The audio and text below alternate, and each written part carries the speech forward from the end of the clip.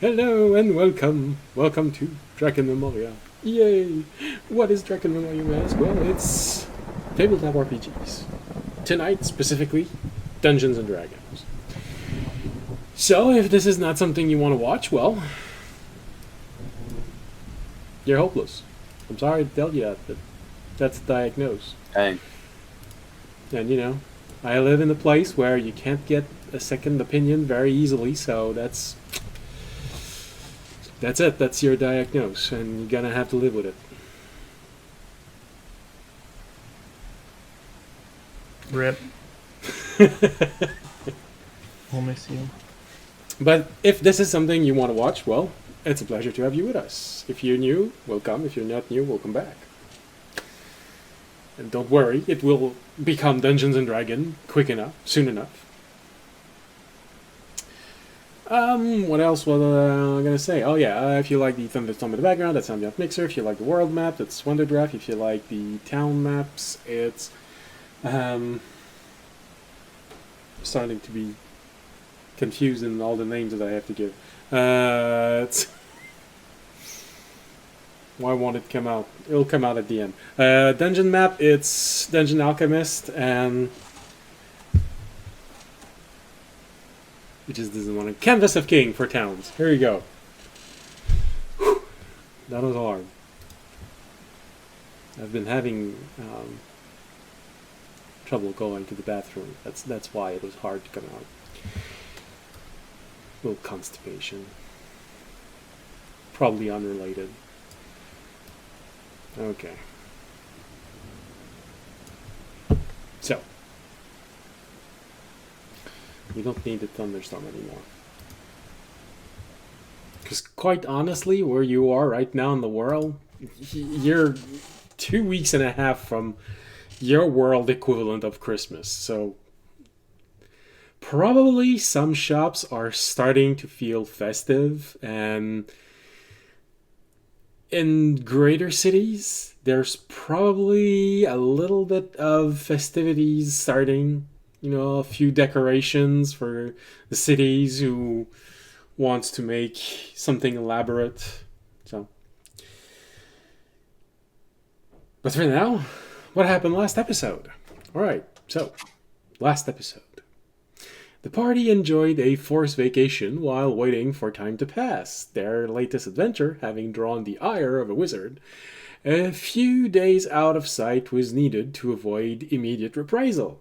While they were waiting, our adventurers did their best to check a few things off. To check. Let's start that phrase again. Our adventurer did their best to check a few things off of their non-urgent list of things to do. One of which was to learn more about what was staring at them from the shadows, something they achieved by reinvigorating the painful past memory of Remy through a magically infused memory dive. Now that this is done, they need to decide. on the board trauma train. Choo choo. They need to decide what to do with this information. Now, the phrase that no one sees, usually, none of you sees, you don't hear it, but people who actually go read what I write when I post it on YouTube, they join us in episode 300. Yay! It's our 300th episode! As we see if our adventurer act on their discoveries or let them stew a bit longer while they go back to their main quest of possibly saving the world. Before bedtime. Twice before Friday.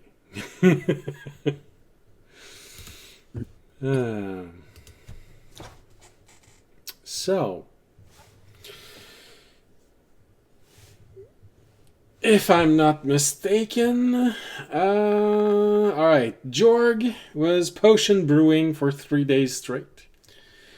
I forgot to create a sword equivalent in D&D Beyond of the Staff of Power.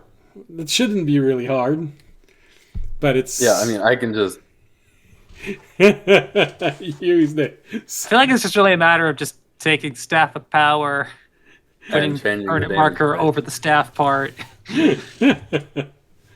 Well, the melee value would probably change because it would be a great sword instead of a staff, but everything else would be exactly the same.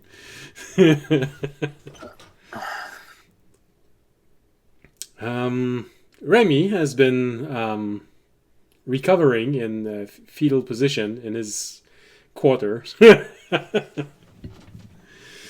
And audience, what has audience been doing? Not much. There's nothing important. He's been trying to help Remy go through his He's helping me with the trauma. potions. That's fair.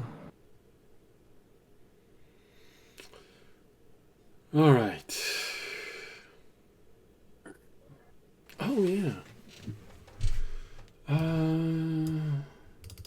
There was one question that I was asked, and that was, how much does making a golem cost?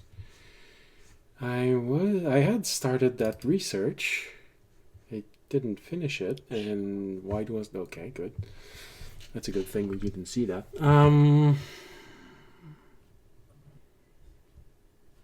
It's supposed to be. I might have found something, but it's a long text document. Hold on. Eventually, you get there. Page 800. Here we go. O-P. No. G. Here we go.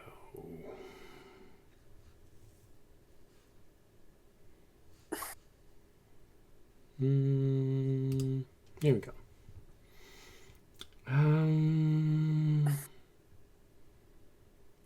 Let's see. Here we go. I knew it was there. Interesting. So it was a small golem for. Here we go.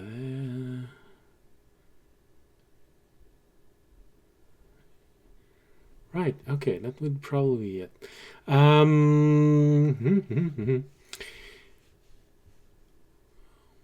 Your golem would cost the golem to make a golem for Terry. Remember you asked me that? Yeah. Okay. So making a golem. Well, there's the problem that it takes quite a lot of time, unless you find something to help whomever is going to be doing it, or put a lot of people on the project. It's going to take 2 months to create it. And the base value of this is 20,000 gold.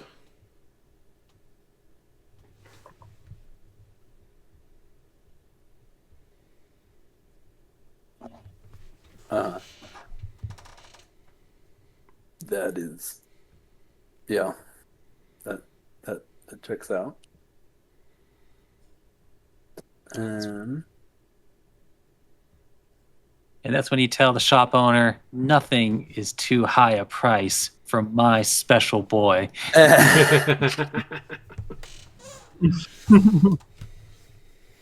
Yeah, totally. It would put him most likely in the category of small instead of tiny, because you did ask for a mini mech type of goal. It would be on the shorter value of small, but still not tiny. And of course, since it would be magically enhanced, it would have a more significant hit point pool. Now, this remains a golem, meaning if it is completely destroyed, You're gonna feel it. It's gonna hurt in your wallet. Okay, I was gonna say in my wallet or Yeah.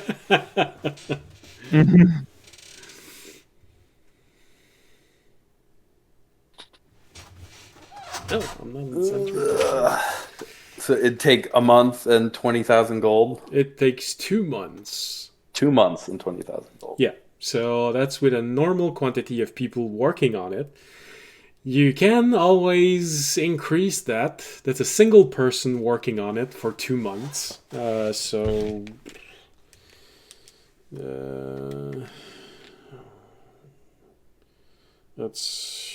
week times 5, 200 hours of work. If they're married, it takes twice as long. It's 200 hours of work. So, of course, you can always pay to have this golem being worked on for 24 hours a day, which will reduce the time it will take. You can add a number of people working on it, because that's a single person working on it. It's going to take 2 months. But everyone that you add to this project will increase the price. Now, I won't simply double it because a large portion of the cost is the material used, and that's not going to change, but a portion of the cost is how you having to pay for the people. How much will it increase? I'd go for every time you want to add a person to this, it's gonna increase the cost by 5,000 gold. If you pay for a second person, it's gonna reduce this to a month. But if you try to add a third one, it's not gonna be reduced once again in half, because now people are gonna start depending on one another. You need to have that finished before I start this, and so it's going to start going down less and less and less every time. Of course, you could always pay something like 50,000. It's going to be ready in 2 weeks. You're going to have a crew of gnomes working on this 24 hours a day. They're all going to be exhausted. There's a chance that there's going to be something weird about it because it's gnomes. But it'll be ready in a week and a half. It all has all the same features of Inspector Gadget. Including the drop in intelligence.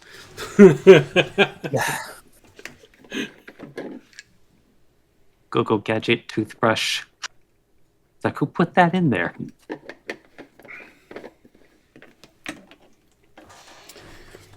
Go Gadget orange juice maker. Where's the orange juice maker? Inside. Terry!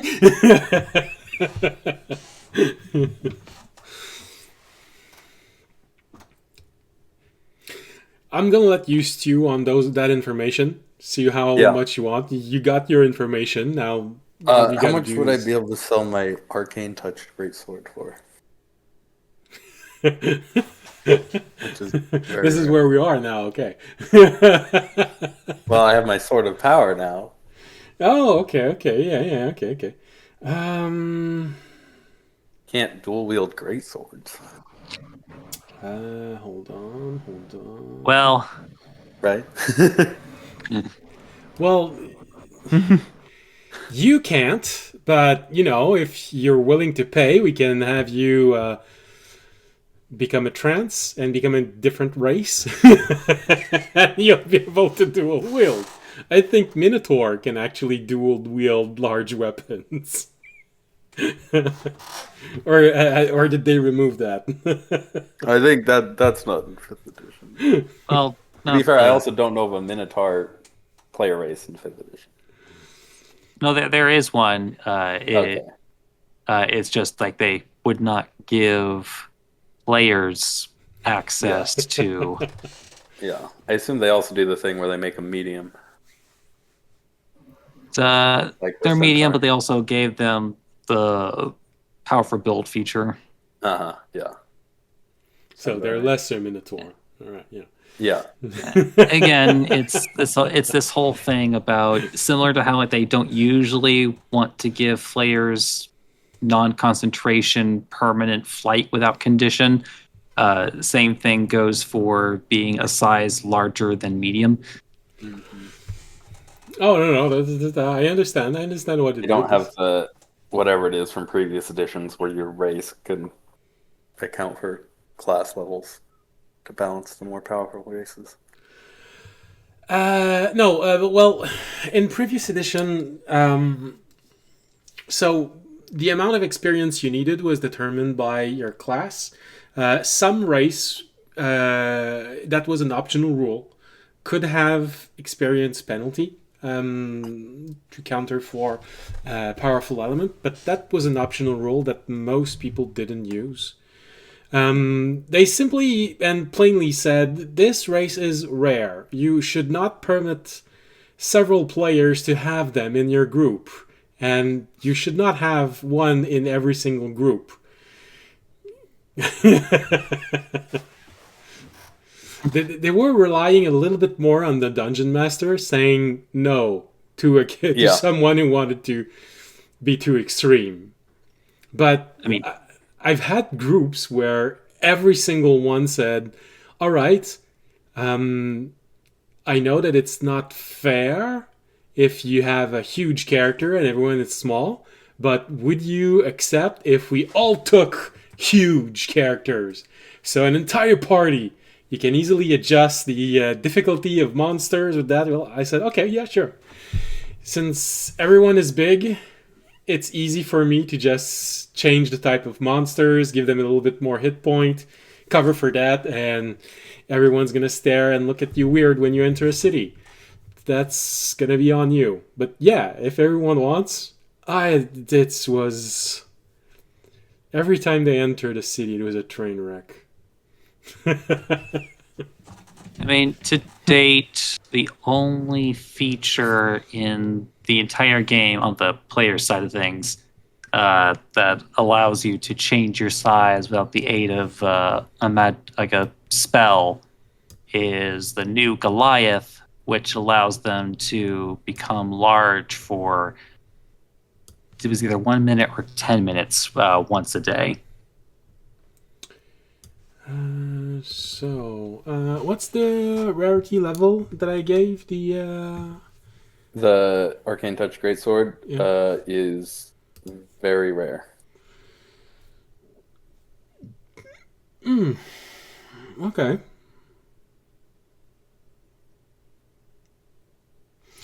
Unless somebody else wants it. Although I don't know if any of y'all could use it. Yes. Raimi is ready to... Yeah, well, I was thinking maybe, Raimi, you might be able to have them do the thing where they stick it on like a short sword. Downsize it. Yeah. I mean, yeah. Would it actually let him prepare the additional spells because he's not a prepared caster? What do you mean? Part of it is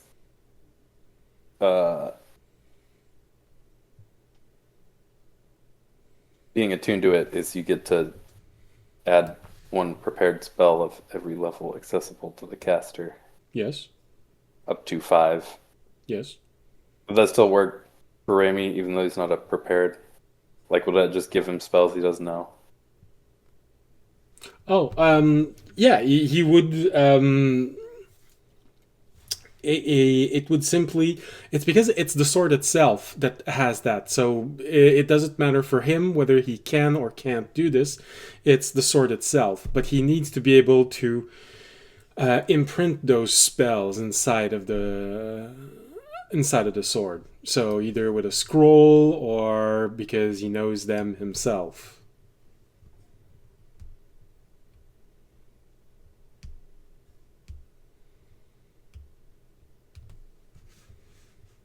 there's a reason why I can appreciate how in the new rules they made it so that everybody is a prepared caster. Just everybody prepares their spells in different ways and for different durations.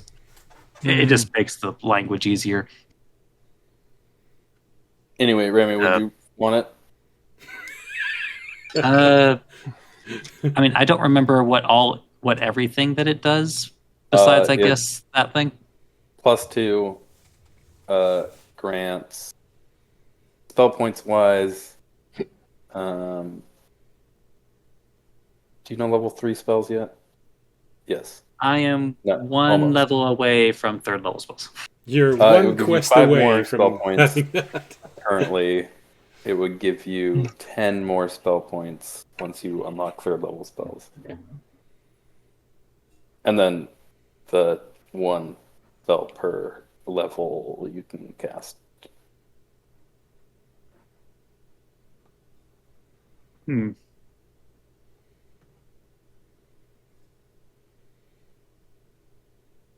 I mean, it's actually kind of hard to say no to that as a third caster. Yeah. Yeah, because like I now have a decent amount of spell points and stuff. But How's about this? Currently, I'm struggling to use my gold on anything because most of the things I want are either inaccessible, or a wildly high gold cost point. It's like so I guess Draken, since you were possibly trying to figure out how much that would normally sell for, I guess maybe Raimi could give Fisher whatever amount that would be and call it square.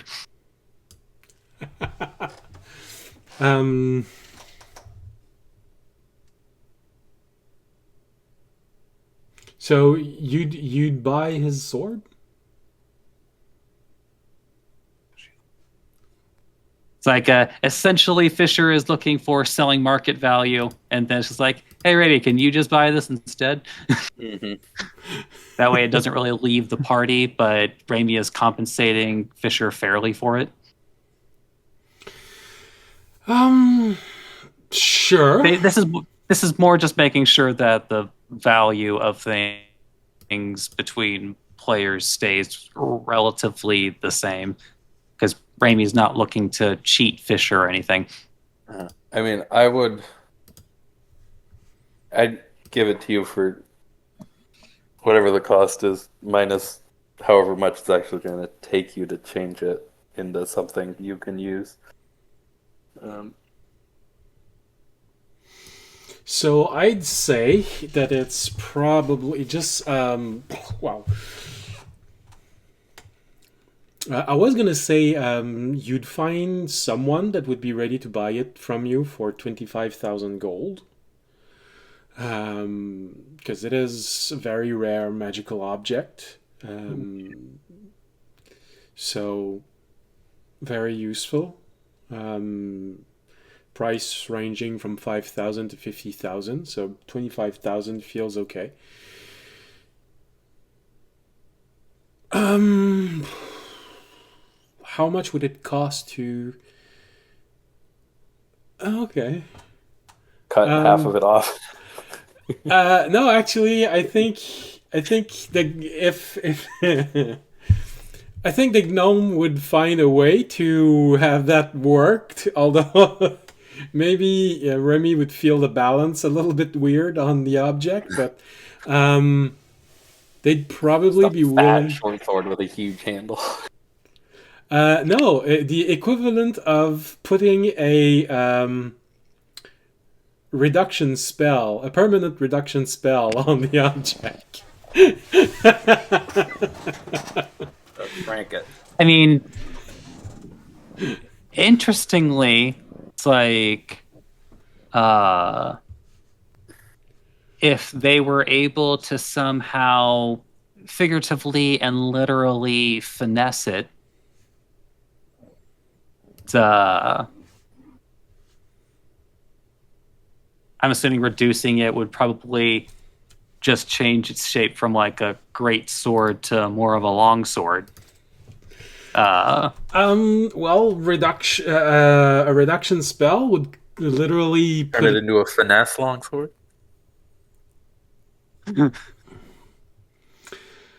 That's also called an arming sword.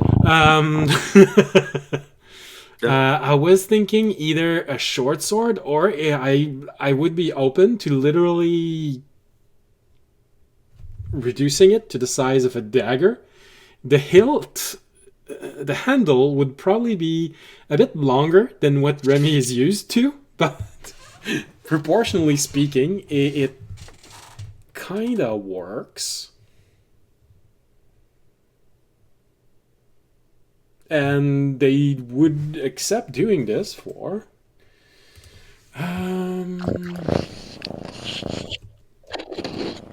Oh, you like it when I do those things. I didn't know you... Sorry.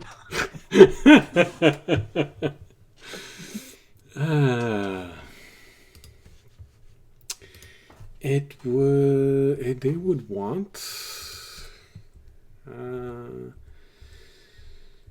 It's okay. They'd be willing to do this for 1,000 gold.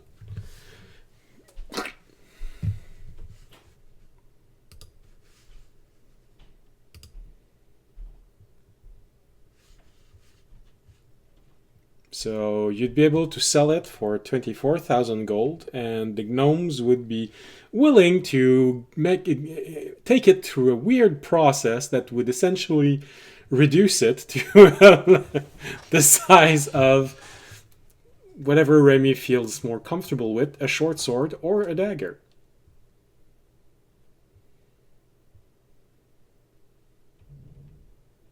The gnome looks at Remy and literally says, "It's only 50 gold difference between the two."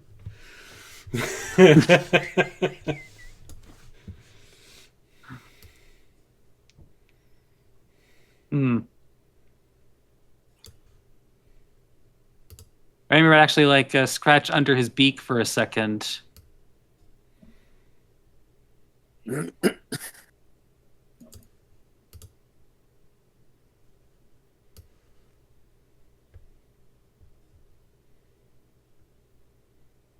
I give it to you for 20. Give a party discount. Party discount. The party. You Friends know, and family. you're a friend of the group. You're also the husband of one of the party members. You know, it's You are actively responsible for my life sometimes, and this would make you better at that. So Actually, this would be Ramey's question since they seem to have the capacity there such of like shrinking or increasing the blade size. What if that could just be a regular become a regular property of the weapon? Like it could, for example, be shrunk down to a dagger, or at times it could be grown to a short sword or even an arming sword. Since you said that it's a smaller great sword would just be an arming sword. no, a finesse long sword is an arming sword. That's what I said. A finesse long sword is an arming sword. Mechanically, they're a slightly different because Yes, I know. you can two-hand a long sword for a D10, but you can't do that with again what we're calling arming sword, but the statistics of a rapier. Well, that's because in the context here, a rapier is stupid. And I remember the context. It's like the evolution of the arming sword is the rapier. So, you know, we put back arming sword into the category.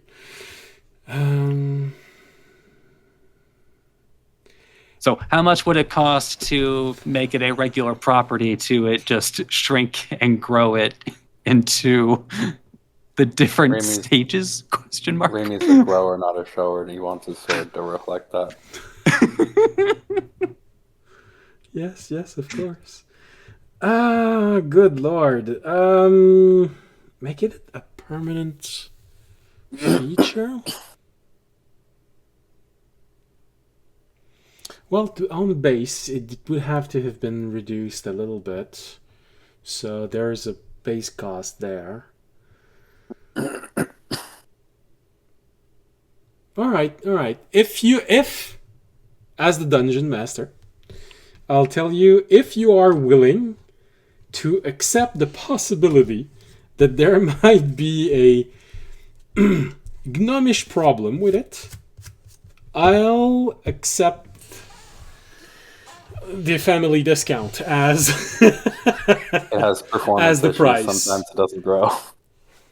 Well, actually, it's something that I did before. It most likely will have a little problem that because of the process used. Why not? Why not? The gnome will explain it because it's something that happened in one of my world before. So why not? The gnome would explain it to you. And Fisher, you're there right next with Remy while they're explaining this. See, it's because the process, the sword doesn't actually change size.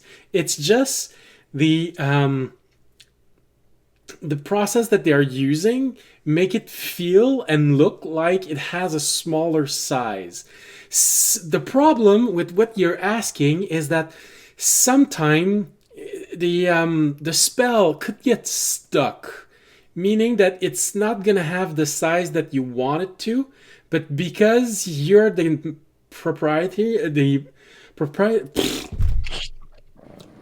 because you're the owner of the weapon, you're gonna feel like it's the appropriate size, but everyone else gonna see that it's not. So he might want, for example, to potion change for it that. into an arming sword, and it's gonna come out a knife, but he's gonna be sure it's gonna be an arming sword, while everyone else gonna see it's a knife. It's not gonna be all the time. Would it It's function as what everyone else sees it as? yes, because it's Like if everyone else it's sort of a sees it as a small knife, would he curse. be, like, He is missing all the convinced that the changing of size worked properly. He truly convinced. I mean, if you try and convince him, he's gonna resist it. He's gonna try and convince you that you're wrong. But it's only going to be the physical value of it. So he's gonna be sure that he's striking with an arming sword, but he's gonna be striking with a dagger, for example. But it's not gonna be every single time. It's sort of gonna be a, I don't know, Chance. 5%, 10% chance, something like this. Every time you try and change its size. Now, someone might be able to convince you that it's actually wrong, and in that case, the same thing as breaking an illusion will happen. You will sort of realize that, oh God, you're right, but it's gonna be really hard because you're gonna try and convince them that they're wrong.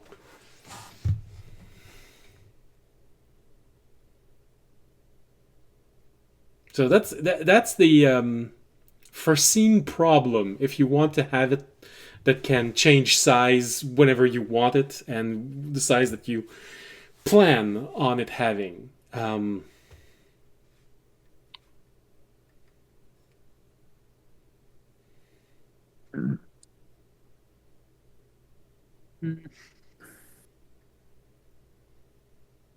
And you know they were going to tell you that it was going to cost 5,000 to do this, but they sort of do realize that it may make for awkward moments, so they're willing to go for 4,250 gold to make it. You know, little compensation for the occasional humiliation you might suffer for this.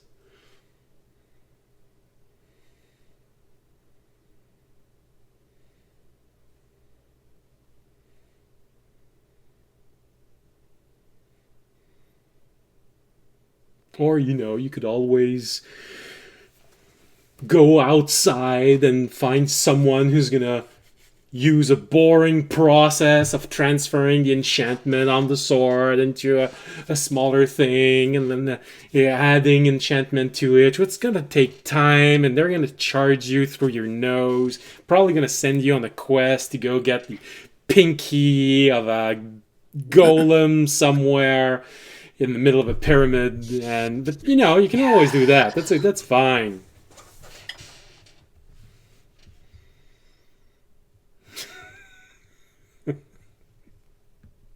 So, it wouldn't be the first quirky item that Raimi has acquired / made for himself.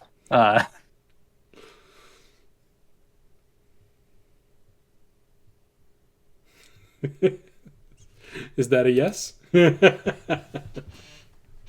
Yeah, why not? Why the fuck not? It's, I Especially mean, if nothing else, it makes the weapon, even if it has a chance of failure sometimes, well, not failure, more just oddity. It's like, it does make it more portable and more versatile. and you can actually use it. Yeah. Okay. They're gonna. Although a weird quirk of, and this is why I wasn't super sad if it were the stats of a longsword. It's but at least if it were finesse, because weirdly, for whatever Rogue reason, proficiency they in gave Rogue longsword. longsword proficiency, even though they can't get sneak attack off of it.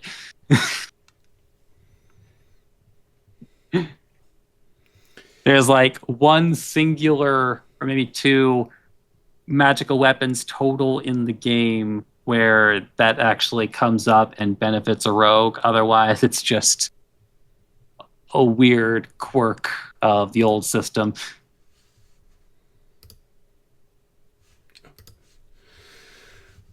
Yeah. All right. So you accept. They're gonna tell you it's gonna take a few days to make. Actually, it's not that hard. If you want, you look a little down. You could always stay close by, and you can see how the whole thing works. It's quite fascinating. They make it go through a small layer between dimensions.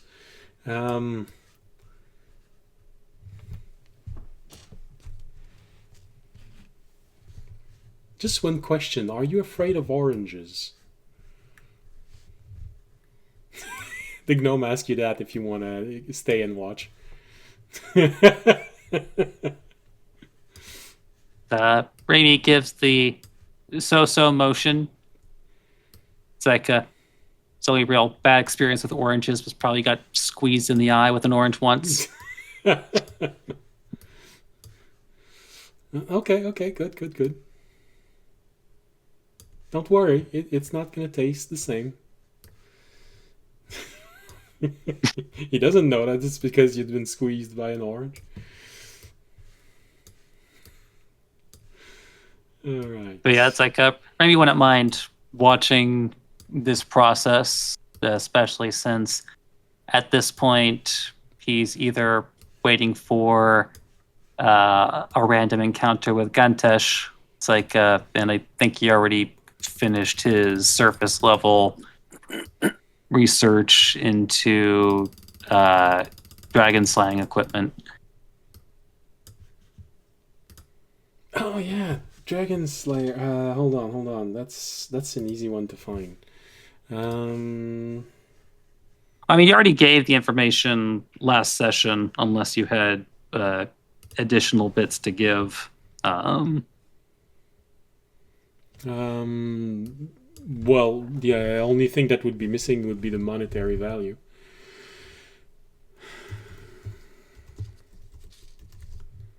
Hold on. Giant Dragon Slayer. Here we go. And I mean, well, you can have the money fisher to give your son a mech suit. Almost all the money.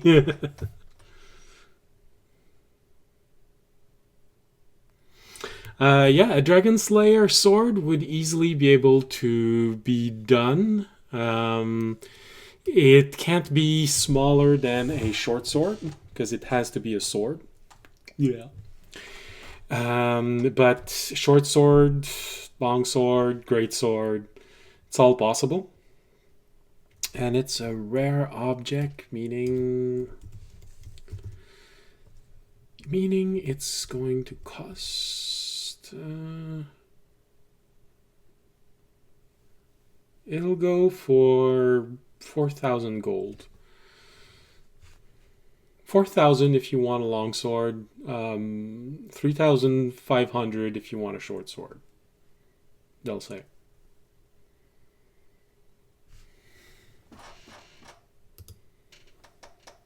I mean,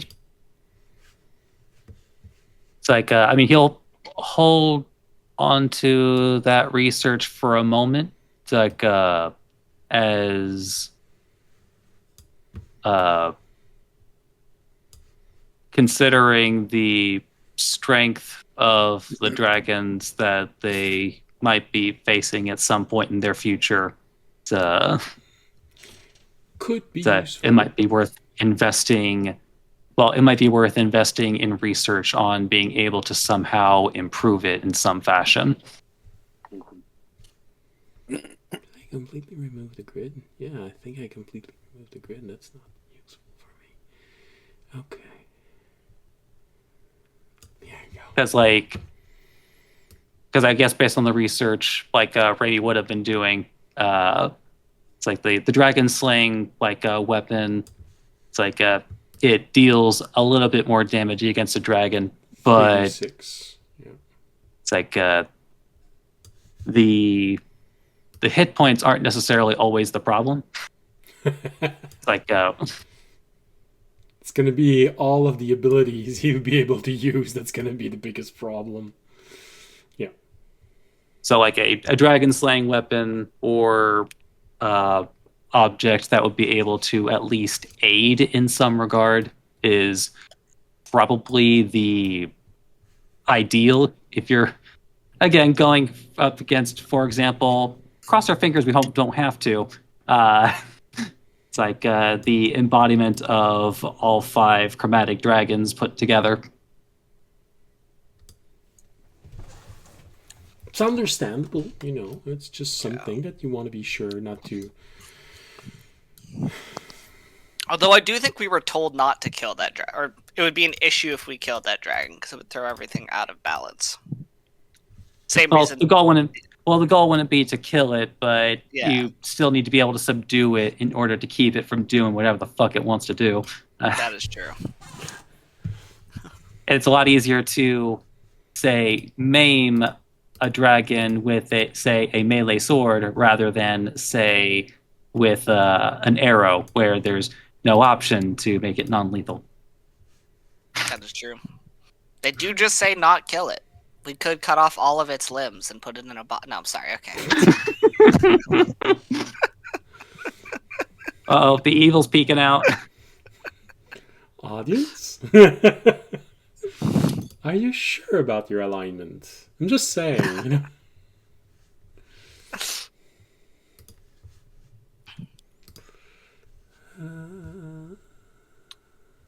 All right. Copy. And while you're arguing, I am uploading what might be the battle maps of where you might want to go. So I'm making good use of the time I have. I don't know if we discussed it. Are we planning just to teleport into the wizard tower as our next thing we're doing? Remy's place?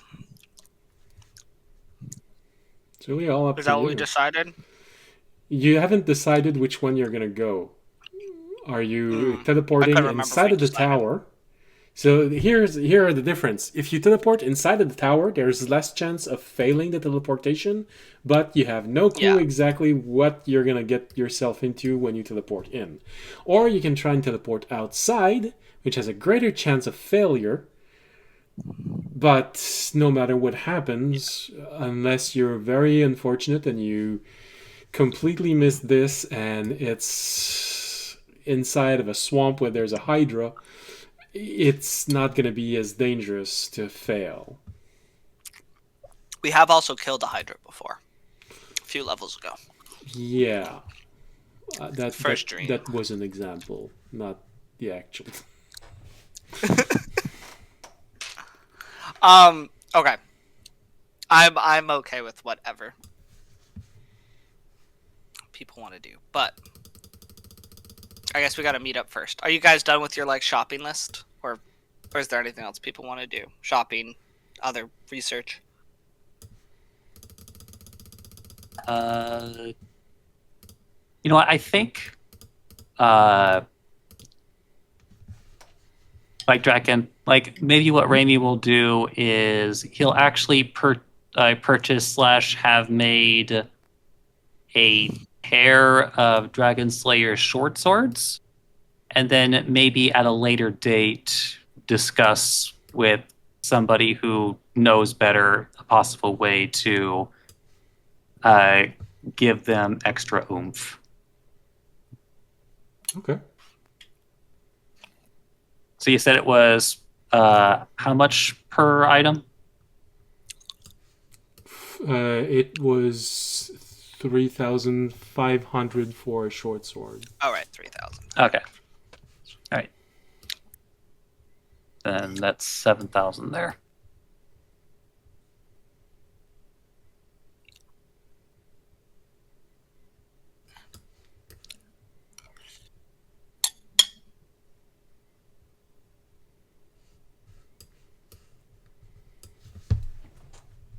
But yeah, otherwise I think Raimi's done for the time being, unless he gets assassinated by a rogue. All right. So, with all of that shopping, all of this information exchange, everyone goes back to their quarter at the end of the day, preparing for the next morning.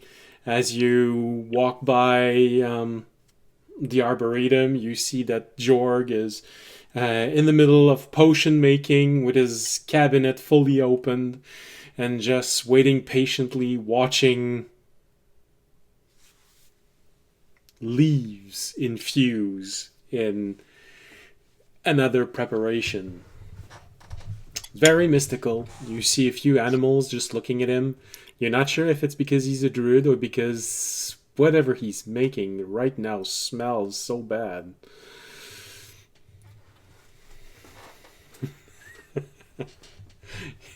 Jorg, you did not know that heroism smelled so bad before it was ready.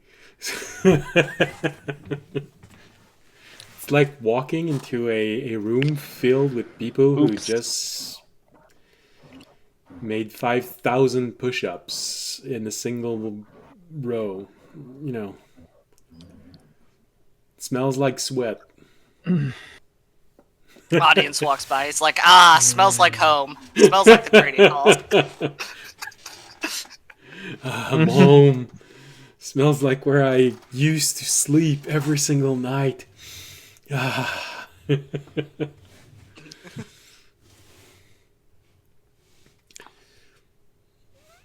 Probably at the end of the second day, Remy, as you're there contemplating, are you teleporting directly inside of the tower or outside? You know, maybe there would be good other ways of figuring out this. You know, some spell maybe you could use to give yourself a better chance. I don't know why. Then you look at a gnome staring at you in front of you, and your mind, it just goes, there's someone behind me, isn't it? And you see the gnome just staring at you going,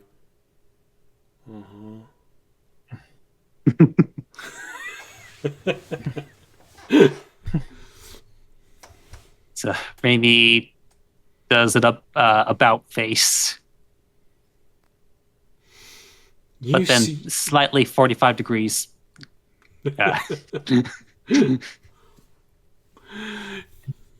you see the goblin form of Gamtesh. It's about time you realize I'm here. I thought you had sharper senses.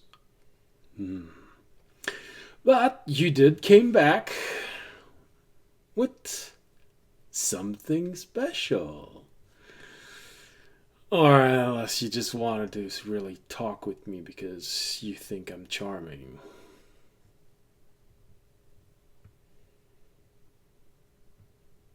That is accompanied by a blink, blink. Yeah. So,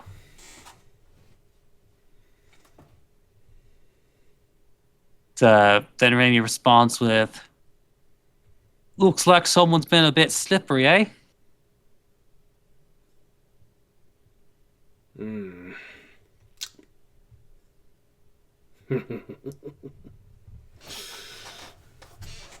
Well,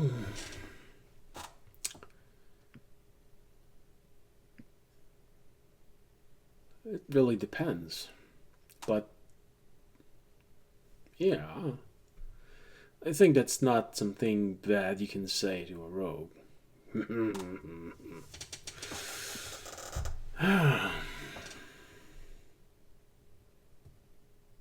So, I'd imagine you have a couple of questions regarding your find.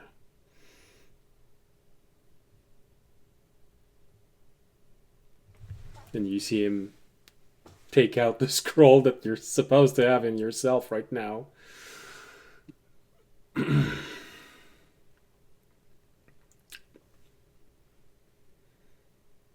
Do you still write like this? Or has your handwriting improved a bit since?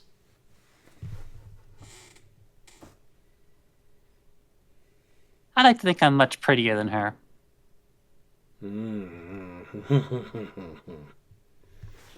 Well, so long as your scrolls work now, that's what's important, I think. But if you want to sell them, now style becomes important as well. But I don't think that is still a part of your life. Even though he has no imagination, like cut to an alternative reality where Raimi gives the party a bunch of dummy scrolls, and it's like all the time. Here, you can have a scroll of Searing Smite. Here, you can have it. just like Raimi's not using this scroll of Wall of Force. Here, Scroll of Disintegration. You can have it. I don't need it. The joke there is that when you use the scroll of disintegration, it disintegrates itself. Yeah. Damn.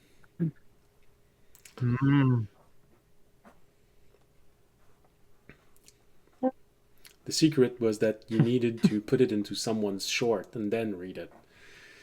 Then it would disintegrate itself and disintegrate your opponent's shorts along with it.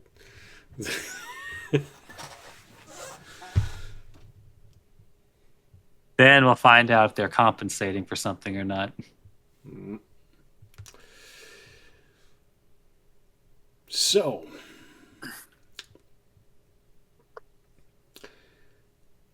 what questions exactly do you want to have answers with this?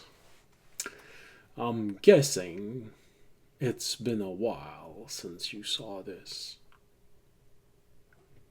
And I'm guessing you did not know that this particular person who made these scrolls had dealings outside of your little corner of the world at that time.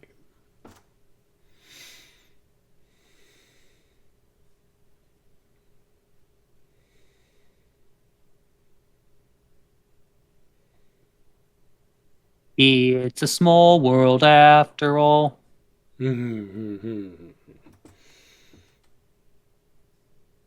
Smaller than you'd think, but larger than you'd hope.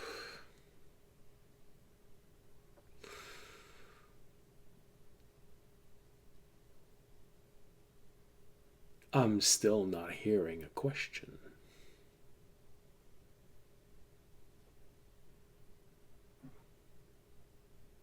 He's going to point at Gantesh specifically and say, "All right, how'd the rat get in?"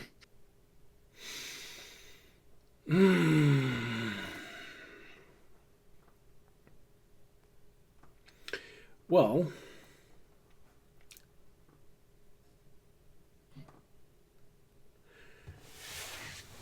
the scroll itself found itself in the possession of a certain mage when a certain transaction was made. There were many scrolls inside. The transaction was supposed to be for a box of recovered lost scrolls.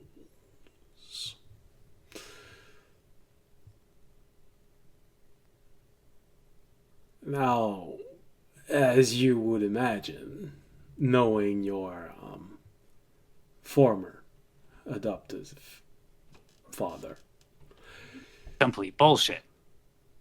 Yeah. So the box was heavily enchanted to look like exactly what it was supposed to look like. And when a certain mage figured out that it was not, punishment ensued. Non-lethal punishment, I'm sorry to report.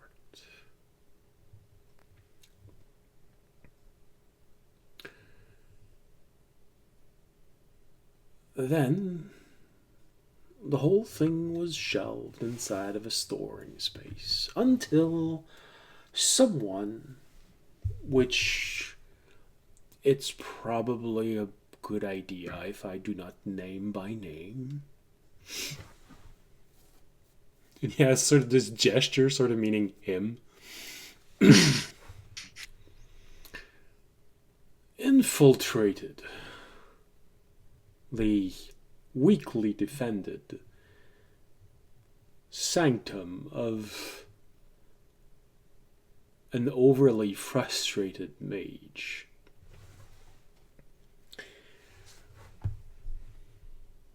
When I found the scrolls, I recognized the handwriting. I knew you were hoping to get there. So I hid it where I knew one of your friends would not destroy it. Because, let's be honest, when they say you should use your head, one of your companion is quite literal in that statement. Brief montage of all the rooms they destroyed together on their adventure. If we're basing it off of this being the 300th episode and based on Raimi's experience, so 90% of the adventure.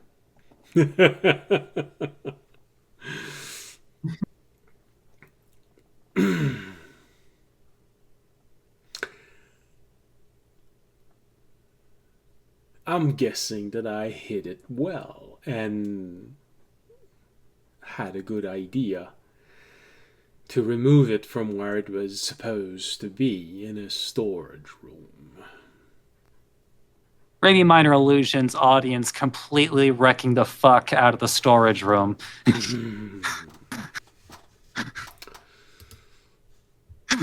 Yes, as I anticipated. Although I'll at least have to give this to your friend. He is recklessly efficient.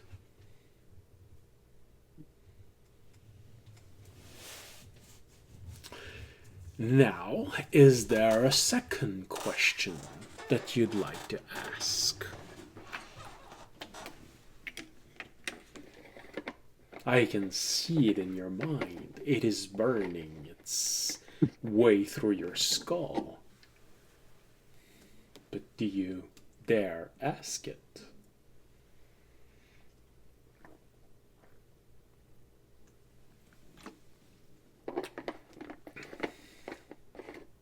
So, how do you know the bastard?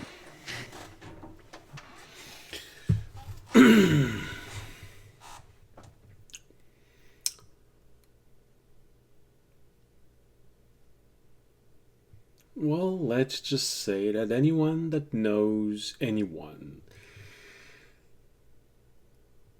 skulking in the places where people don't want to be known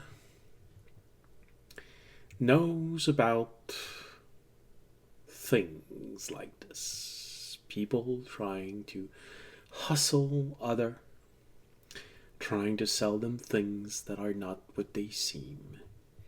Now your friend from the past, he's had to change names and headquarter a few times in his life. But he seems to have found new footing recently. Let's just say that the next time you want to try and slay one of either your friend's cultists or those of the hunter, if you find a scroll on them, there might be something familiar with the handwriting.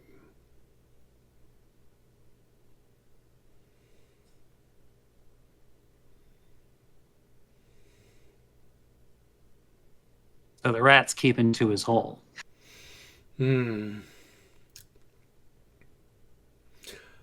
But let's just say that this time, quality is guaranteed.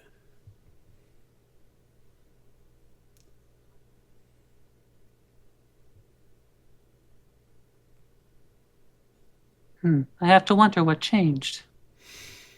A fear for his life, I would assume. Ha! Karma. I wonder which one of your friends said that.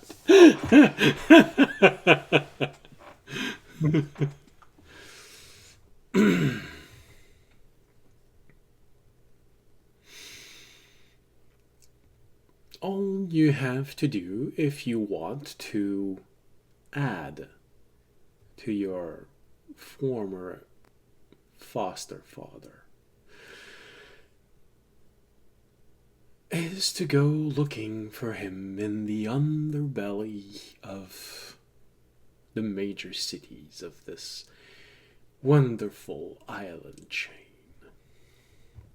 Which is why I hid the scroll on your path, because for now, and until he messes up again, he is within your reach.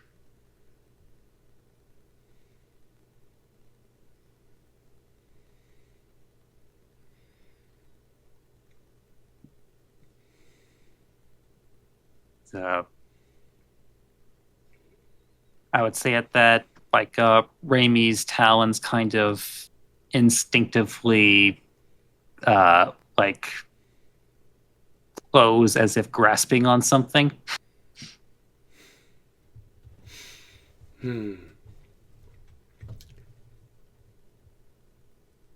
Now, if you choose to go hunting for him, take this as a test. Find a satisfying way of exacting your revenge. Add something in this so that I know it's your doing. Depending on what you choose, I will decide on how successful you were for this optional quest. There may be a reward.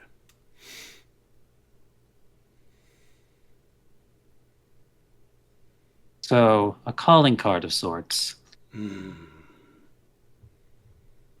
One that I will be able to recognize easily.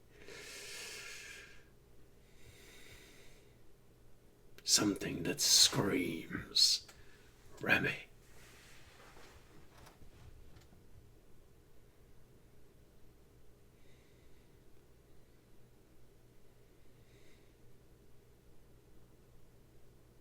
But remember,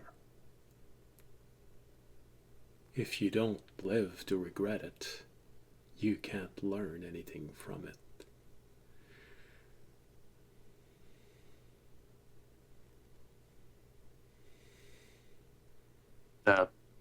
Raimi nods, then kind of opens his beak, makes the most disgusting nasal and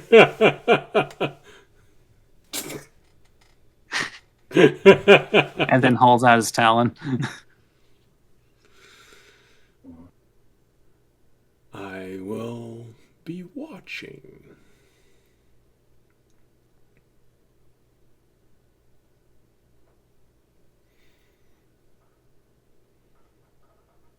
Hope you find this reunion satisfying.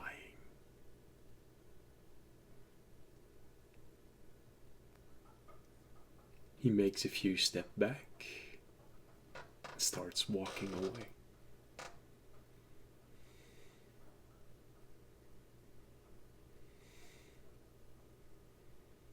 And real quick, he's going to try and swipe a ball bearing.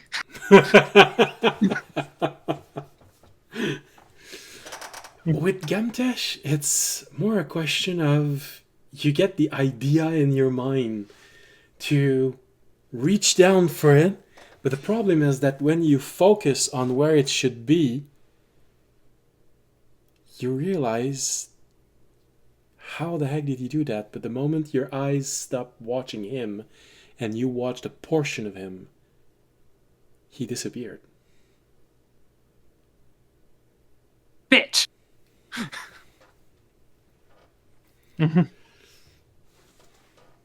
Hold on. Activate lantern.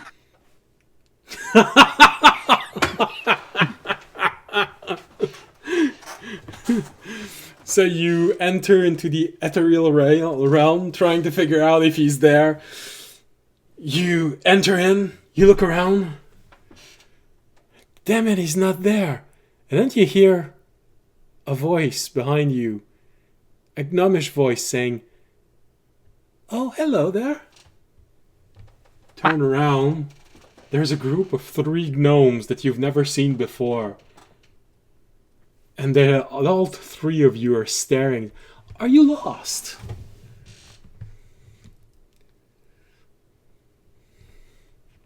Raise the talon. Lowers it.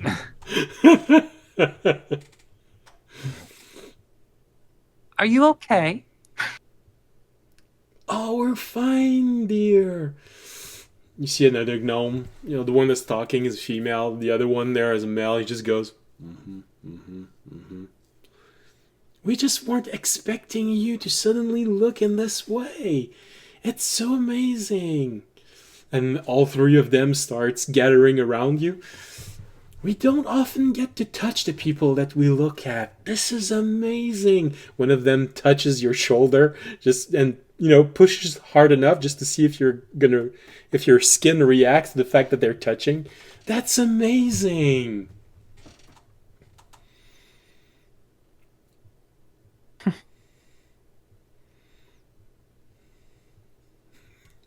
Why'd you touch me?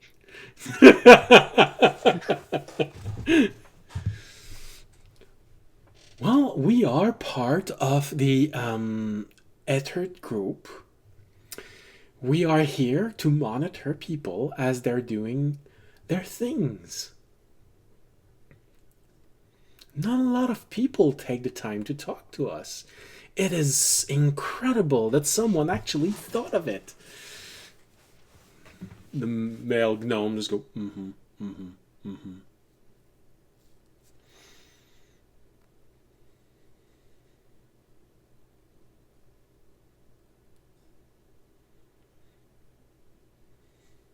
Well, at least you're not stuck.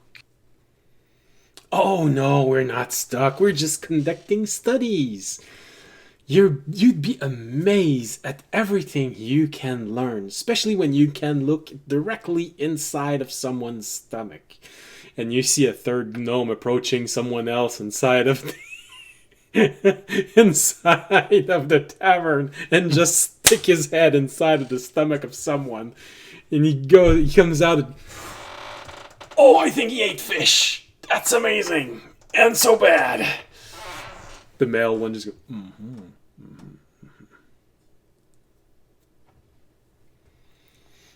The female looks at you and says, oh, by the way, I think you may have a little bit of problem digesting onions. The last time he looked, it really looked like you were starting to have gases. And, just be careful about onions.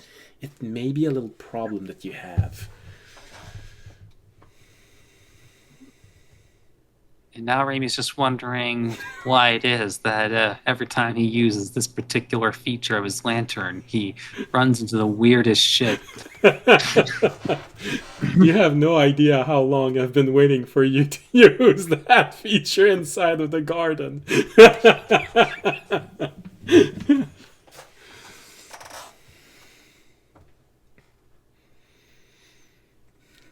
I think it only lasts 3 minutes, your thing.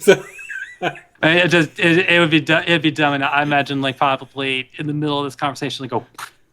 And then you're there staring in the direction where the gnomes are supposed to be, looking at the person that the other gnome just stuck his head inside, and he just goes, that's amazing. That's a really good dish. I've never tasted that. I think it's a kind of fish that comes from the south. That's incredible. And for some reason, your mind just completes this with the male gnome going, mm-hmm, mm-hmm, mm-hmm. Well, Ramey crosses off one potential avenue off his list.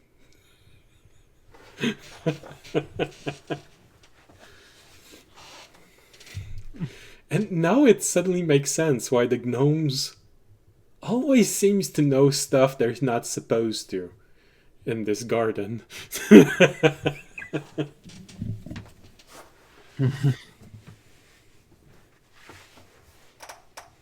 Eat.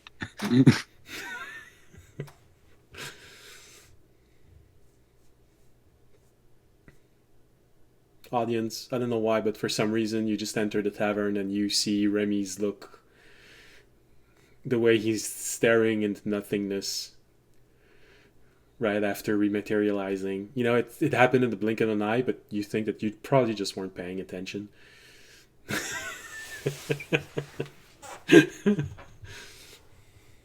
Most likely.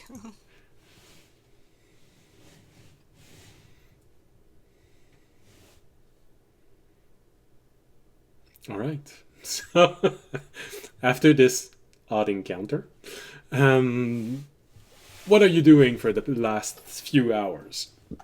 Tomorrow it's going to be the third day. You can probably start thinking about leaving the garden. The worst is probably going to be over. I mean, the blind rage and fury of a mage. Now he's going to start thinking about how he can take revenge. So that's.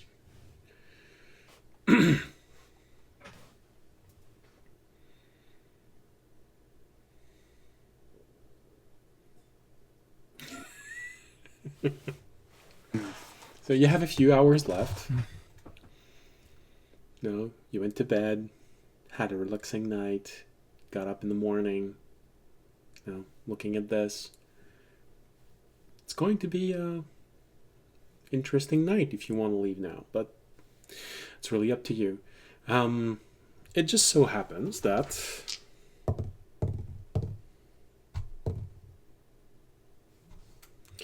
well, apparently it falls on you, Remy. You are just walking down the hallway, looking behind you nervously, because now you know there are gnomes permanently stuck in the ethereal, in the ethereal elm, just spying on people.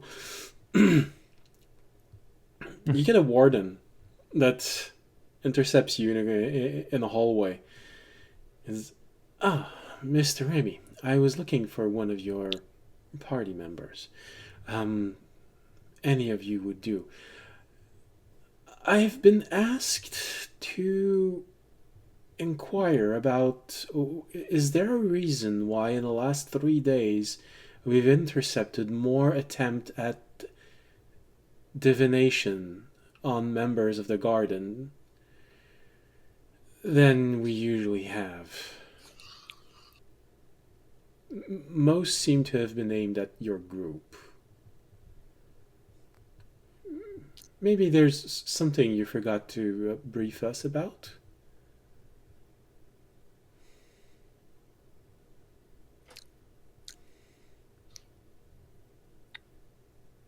Nothing worse than a pissed off magician. Ah, yes.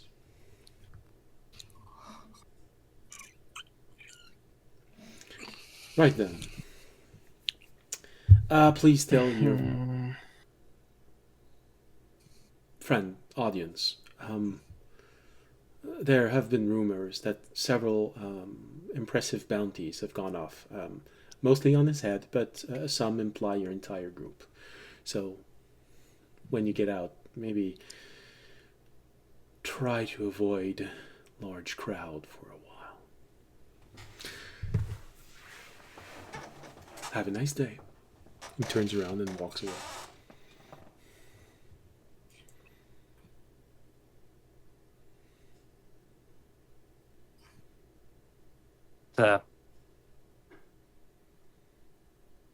I'm trying to decide who would have been more likely to say this phrase. Probably Jorg. Audience isn't gonna like this.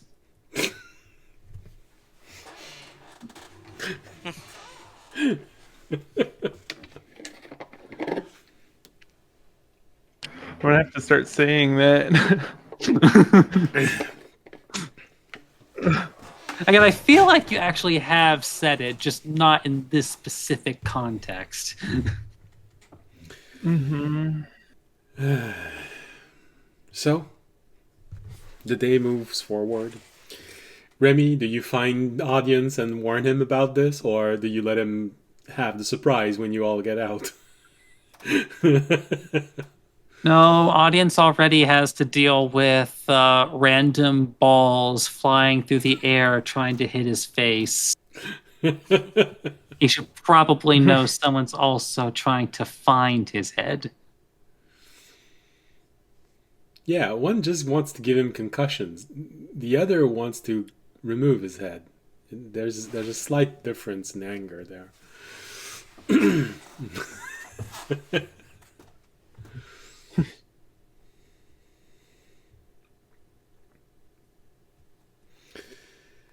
All right. So, you were an audience. Yeah, it pretty much replays the whole conversation. And how does audience react to that? Pretty much the same way you Audience- reacted a moment yeah. ago. I'm like, sure. There's a mixture of resignation and pride at the same time. Yeah. I'm like, Another mage wants me dead. Cool. par for the course. That city's gonna have so many bounties on you. You know, you're going to be considered a hero with, everywhere in this island chain except this one city where you're going to have bounties on your head. You know, only it is possible to have too many enemies.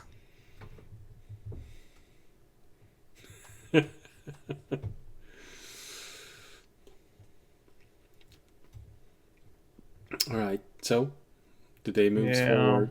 You all find yourself probably at the end of the day knowing that, all right, you know, minimum safety time has passed. It is probably the evening of the third day. You're probably all inside of the tavern because that's the most obvious place you can find each other without having to message one another. Because everyone except Fisher has a good reason to go back there to eat. And Fisher knows that if he wants to talk to any of you without messaging you all, he can find most of you there when it's time to eat. So you all have good reasons to be there. And it just so happens that at the end of the third day, it is where you all are. Looking at one another. Remy, you know something that they don't know? That others are watching them right now? You just don't know if they're in every room, but you wouldn't put it past them. It's better to assume that they're in every room. And you get to choose if we get to have our blissful ignorance or always know. Party's got other stuff to worry about. Or I mean, always wonder if they're.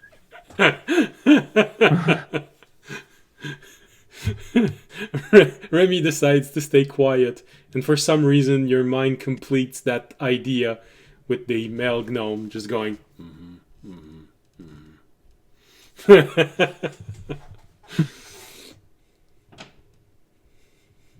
Like, if Jorg is going to be any use at all to Raimi, he has to be focused. Any use at all. All right, so all gathered in the tavern because it's time to eat, and you're all there to eat. And Fisher knows that you will be there because you need to eat, and so he comes and joins you all. I don't know why. It just dawned in his mind that it's probably a good idea to reconvene after the third day. Unless you decided to message them during the day using the orbs. I mean, we You're all muted. end up together. Andre, no, Ed. Sam, you're alright. Andre, you're muted. Oops. Yeah. I'd go run into all of them then. Alright. So, you're all in the tavern. What next?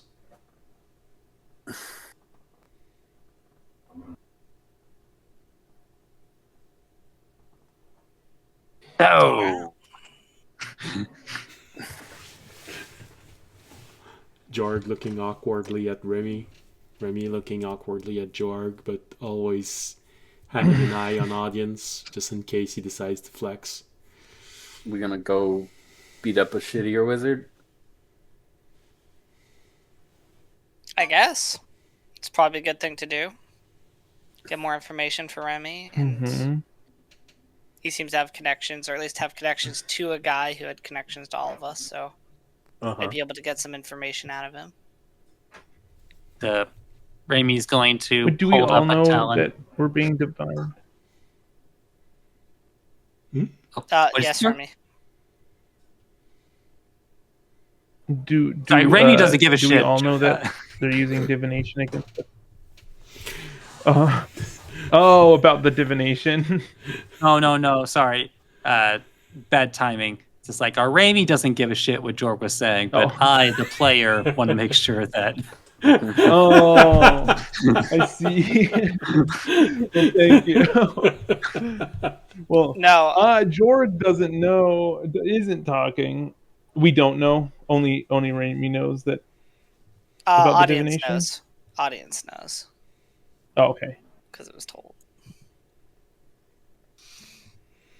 So you can, Audience doesn't care.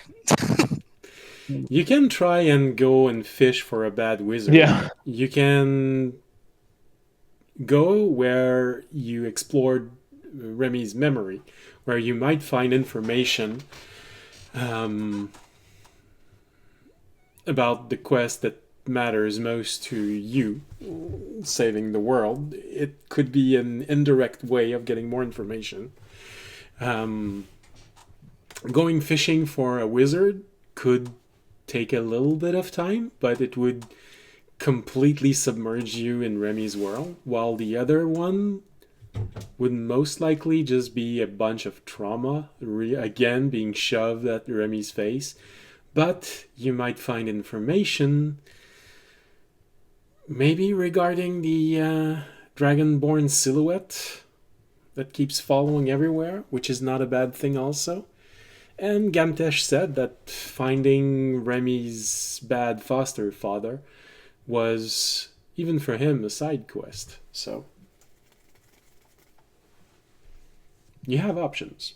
Or you can dive into Fisher's problems and try and go kill his old master. Or into Jorg's problems and try and find where the plants that may be growing and messing up the environment may be. Or you can dive into Audience's problem and settle the problem with the heist and trying to make yourself very visible so his nemesis can find you all. You have options.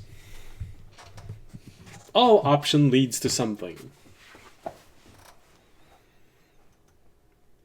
If you go with Fisher, you'll be reducing the defenses on where the hunter cult may be when you decide to attack them.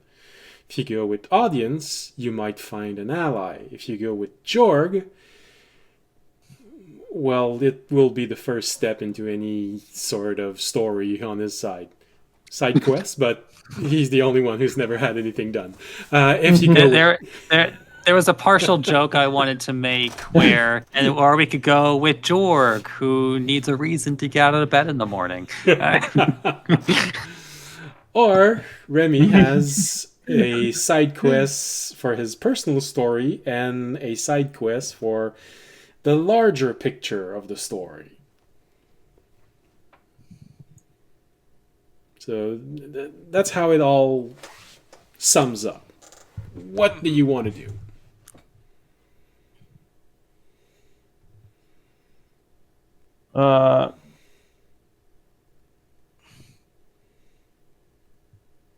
I feel like the wizard is pretty important. Kind of want to go. The environmental problems is pretty big, but I don't know how it goes to with or will affect our hunter cult stuff. What'd you say, might, Fisher? it might not. You mumbled. I want to go beat up a wizard. Yeah. Also, I feel like that's the one that we currently have the most Information on or been working Yeah, toward. like the easiest to start right now. Yeah. Yeah. Everything else, I feel like we need to All right. Well, if we're gonna go beat up a wizard, do we want to directly teleport into his tower, or do we want to try and teleport outside of his tower? So if you decide to go to the tower, you're gonna go fishing for information through what you learned with all of this. So yes, this is the thing you have the most information about. But also, Gamtesh did seem to imply that the wizard wasn't there right now. Yeah, upon That is approaching this topic, Raimi would basically play the recording with his conversation with Guntesh. Guntesh. Okay. You may find information Alright. about where he is, but he's not. You know he's not there right now. But there are Okay. multiple possibilities. You can find information where he is, what he's doing, and about your greater quest. It still seems like a good place to go first. But if anyone has any, it still seems like a good place because it seems like where we get the most information about where he is and also other things that might be going on. Also, probably it would be easier to infiltrate if he's not there. Thoughts? Options? Silence? I can teleport right now. I kind of wanted to just Do you want 15 minutes to think about it? We can go on a break. I think like We a can specific have a amount of break. time. Sure, we can go to break. Okay. All right. So this is the break screen, and why not? Yeah, it's hot and humid here, so let's go with marsh sound. It's gonna feel like I'm just standing outside. All right, see you in 15 minutes. Bye.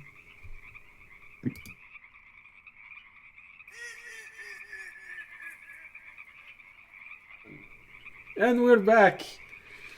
Sorry, everyone is in the weird place. That's what I was trying to solve. That's because Fisher is not here right now, and for some reason it messes the by default positioning of every single camera. But, you know, he's supposed to be there. He's 5 minutes late. My favorite thing about the camera switch is I think that Jorg becomes Rami. I think that's always my favorite thing.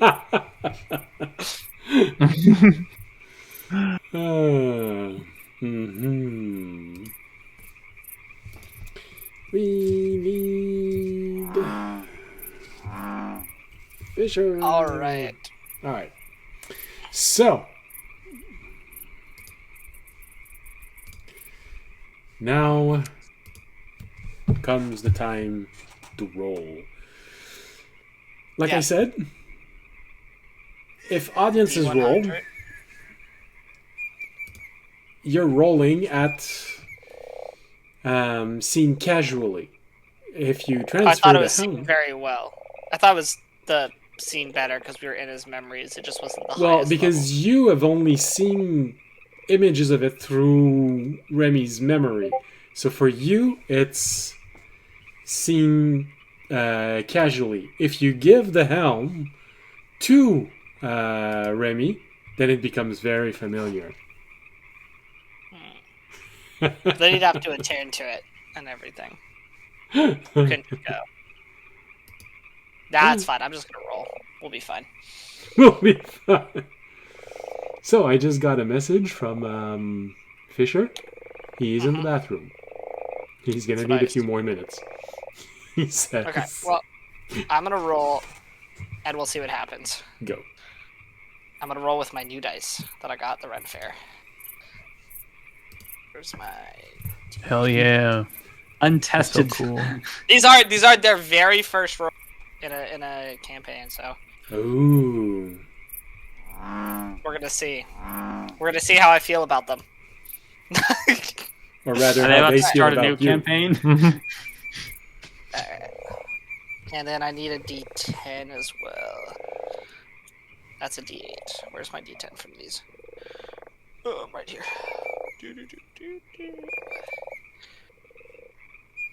My dear. Oh, 74. Which I think is good enough. 74. That's on target. Good roll. All right. These dice can stay. I don't have to toss them out.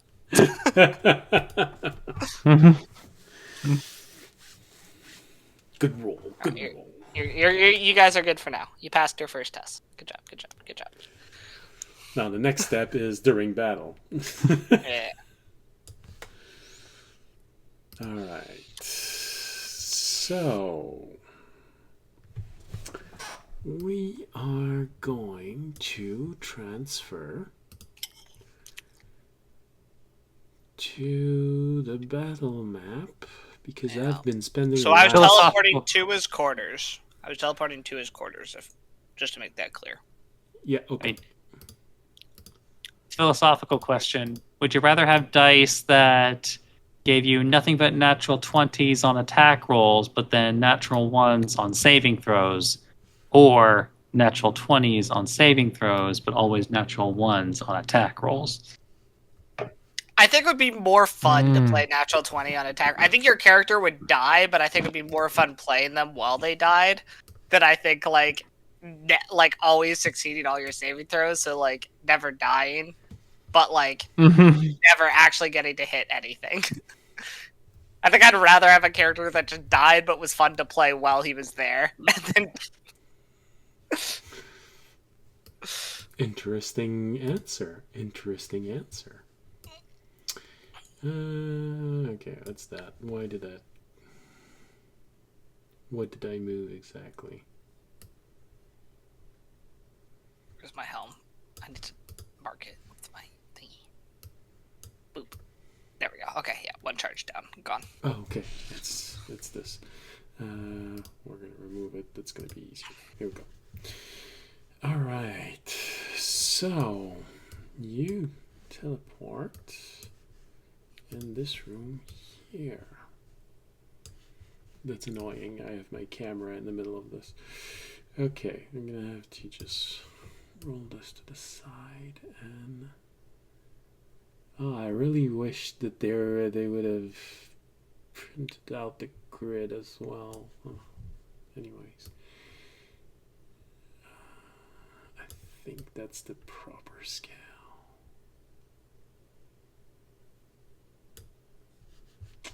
Come on. I really should try and get the scale right. So why isn't it working exactly? It's supposed to be like this. Ah, come on. Something's missing with me, and I don't appreciate it.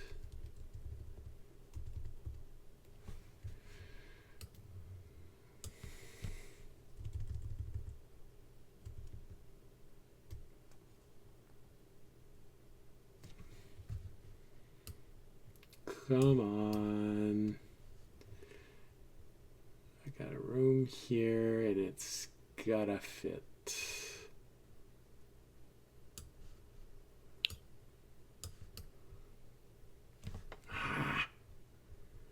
Sorry. Something's being annoying. Dork, apologize.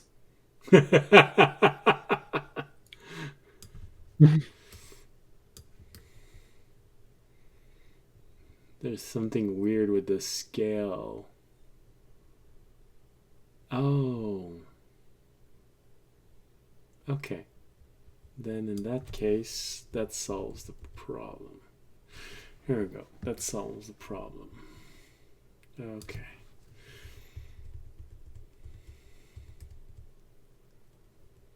And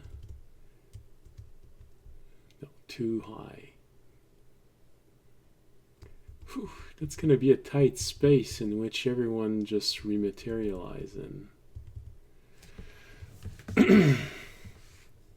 So, Yeah, it's a good thing that nobody's a fat guy, or else this would be really difficult.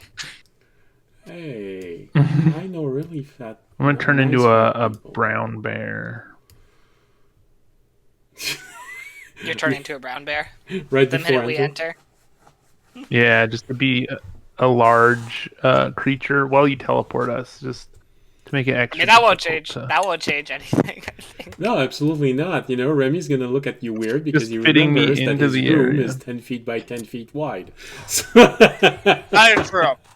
It would be a little jam packed, but I was mostly joking Mhm. about the fact that the party members are pretty large. pretty large. None of us are like, Goliaths, but besides that, we're probably some of the bigger party members you can be. Well, yeah, you know, dragonborn and all things like that. Yeah. Or technically half giant or something, but none of us are, I guess, could be bigger. You don't have any half giant. I'm disappointed by that. No. All right, so I forgot to update the map. Here you go. You all reappear here, and so I will try and give you all a floor 1. I would be honest, for a moment, I thought that was the map of the last Wizard Tower, and I was like, wait, wait, what? No, some of this color scheme is similar, but no.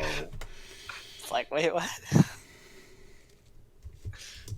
Well, you see, the first tower was orange with green stripes, and the other one is green with orange stripes. This is where we learned all Wizard Towers were actually built by the exact same person. He has a monopoly on the business, and the only thing he changes is the color scheme. He actually builds every single one the same. Oh, Or that's all what Wizards' happens in towers, World just of one Warcraft wizard when tower you that play. time travels. It's always the same group of people that creates every single mage towers. That's why they all look exactly the same to the pixel. I know, I get Yeah. it.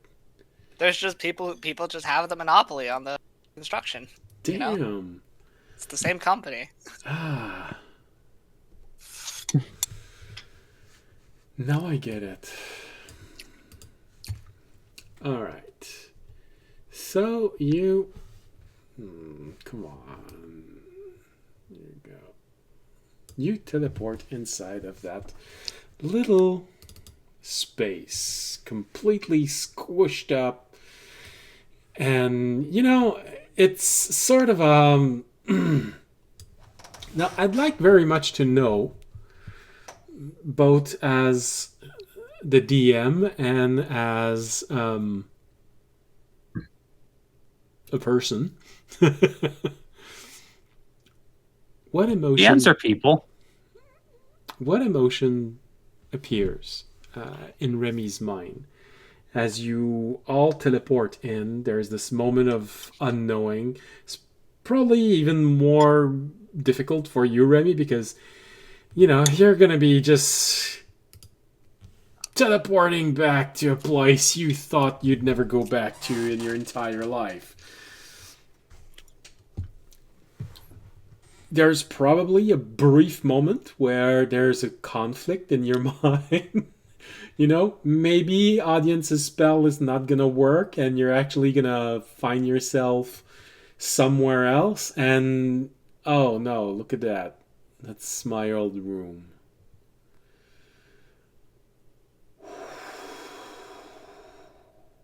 You see the bed in the corner of the room. It feels like it's been tossed around a little bit. Upper right corner of the room. The door leading outside is closed. You see the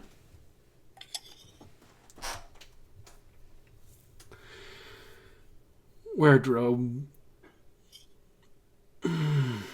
closet, in a corner of the room, the window that you've so often lost hours looking outside, especially when it was raining,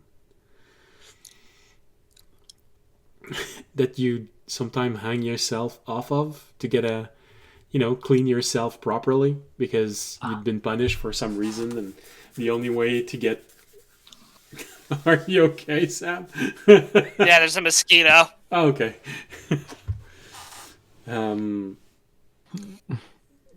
You'd try to collect water from outside to be able to bathe yourself because you'd been stuck in your room for 3 days in a row. There's that little chest that you had that's on the other side of the room. It's closed. Damn it. It looks beat up. So, what hits Remy's mind right now?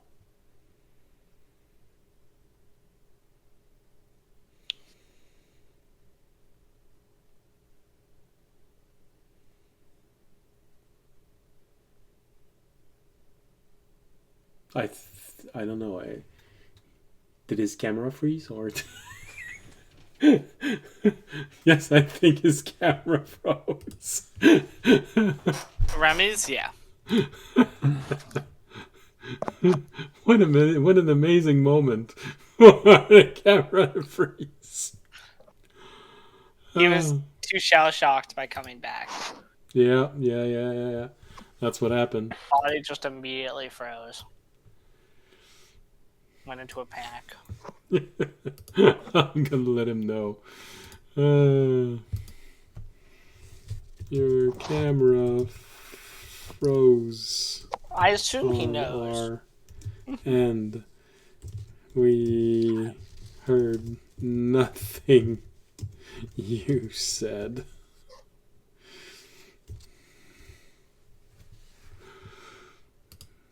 Well, he doesn't always know. So there are some times where it happens. Here you go. Oh, okay.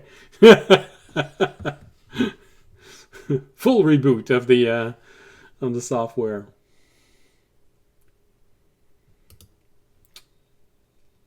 Wow, his internet completely gave out. He's not even online anymore. Now, that would be extremely awkward if he was in complete darkness with a power out.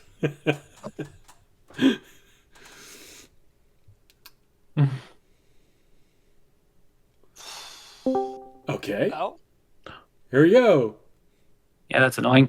Yeah. It's, We were afraid that you were stuck in a power out. We were saying that how awkward would it be? We start your quest and no more power. God damn it. but to answer your question, it's like judging by how much really hasn't changed, he feels. That's what I'm looking for.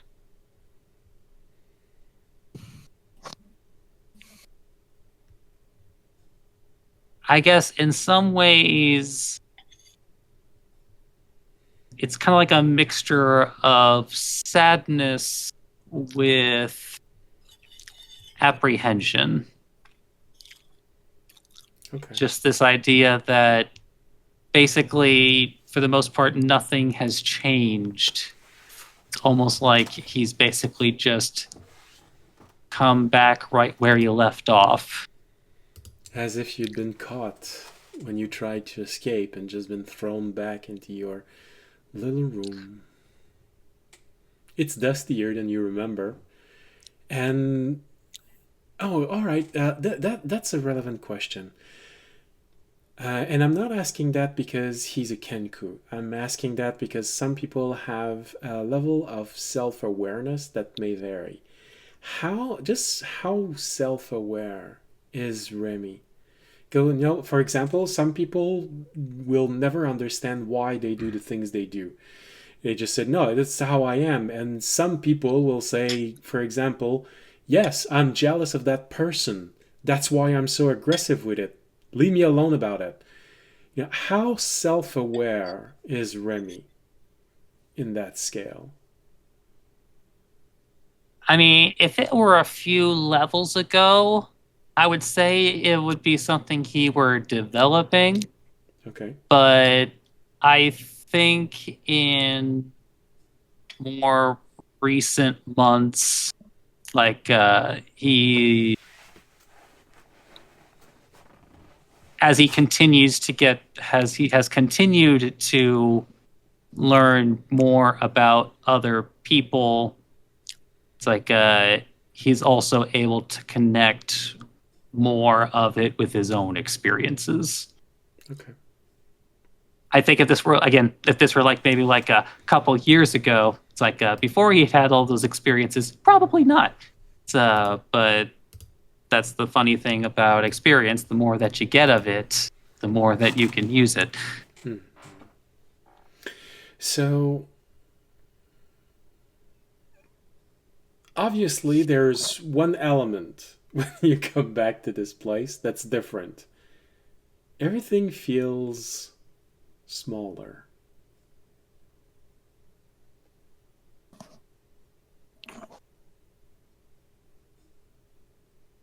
You know, it was all so big for you. It was all so intimidating. You're not sure if it's because you actually grown a little bit, or if it's just that you yourself has grown, but it feels less in some way.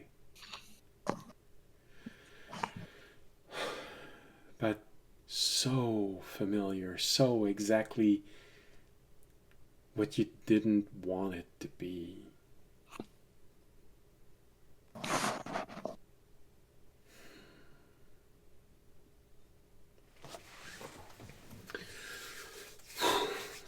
All eerie stuff. Completely different island chain. How's And meanwhile, Jorg is like, "Hey, Raimi, are you okay? You seem to be acting really weird."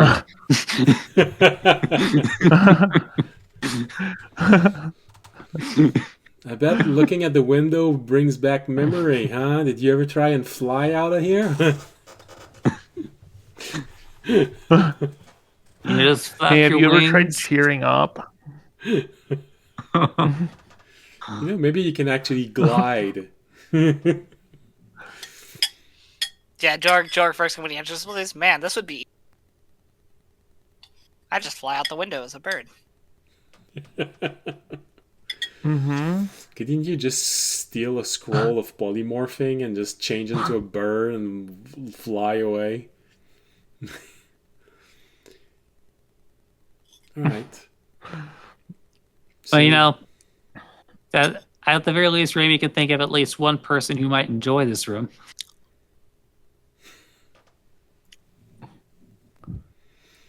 His favorite elven cleric that ate nothing but plain oatmeal. Like and Well, lived in squalor everywhere they went. Yeah, it's a very humble place to be.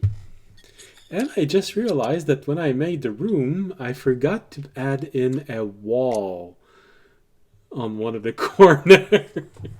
Sorry. I just realized that I forgot a wall. Who needs walls? Fortunately, We're gonna tear them down anyway. It was a wall leading to the cavern itself, so it's not opening up a space that shouldn't be opened. At least there's that. Okay, so you're feeling that apprehension. Your senses sort of kick up just a little bit, wondering what's outside, what's happening, why are things with. So roll perception.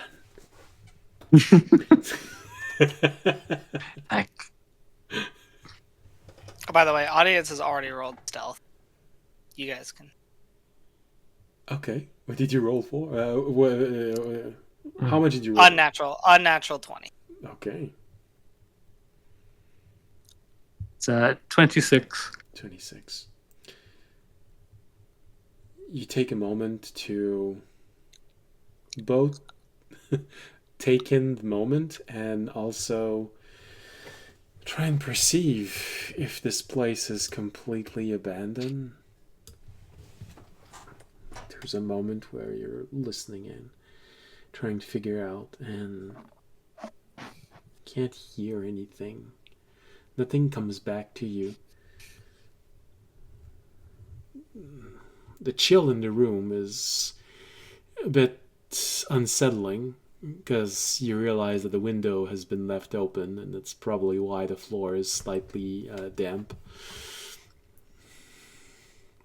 And you're almost winter, so that's a bit cold in your room, in your old room. You don't. And Mage Hand close the window. Close the window. Like, bitch, it's cold, and he did not attune to the ring of warmth.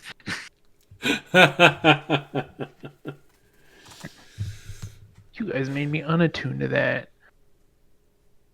It's your fault. Yeah. It's not a very good magical item. You should have something better at this point.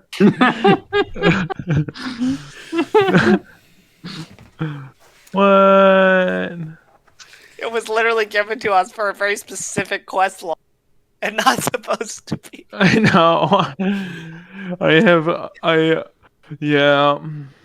I'm bitter now. He's trying to defend himself, but he defeated himself in his own arguments. You see, that's because he wants to use his other attunement slots for the Cloak of Billowing. That doesn't have attunement. I'm attuning to the Cloak of Billowing. Very important, it gives prestige. All right. Mm-hmm. So. Oh, and also his blob in a jar. Blob in a jar. Attune my blob in a jar. Maybe he'll remember. I should get a to mech feed it suit for my blob in a jar. I fed it over the 3 days. Oh, you did feed it? Okay, I was gonna say over under you to feed it again between before it dies. No, I'm on top of it that one time. Yeah. All right, so try and perceive. You don't hear anything in the hallway outside. I guess while we're covering that, I'll officially state that audience electrifies the stone flower, so it gets energy as well. For 3 days. Good, that way you don't kill the flower that comes from another plane of existence.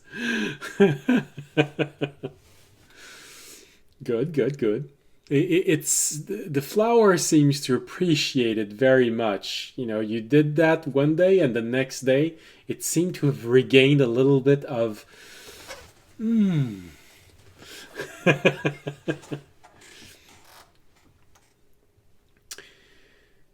All right, so Remy, you're not sure if it's the memory of before, if it's the fact that everyone is completely clumped up in this 10 feet by 10 feet room. But there is that element of shadows feel thicker than they should be. But nothing bad seems to be happening from it. It's just a gut feeling, that just says, I want to have light. There, you used to. Hey, I think Fisher's back. I'm back. Yay! But I think your camera doesn't like you like it usually does.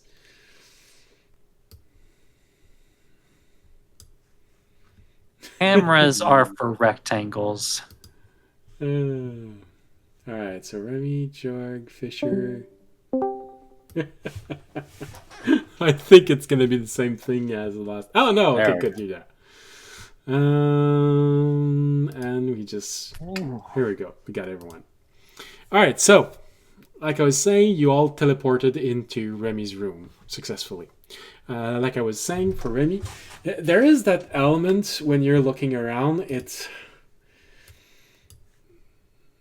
feels darker in this room. You used to have a little lamp to light up everything that you stole. You kept hiding this one because you knew that your captor knew that you didn't like darkness, so...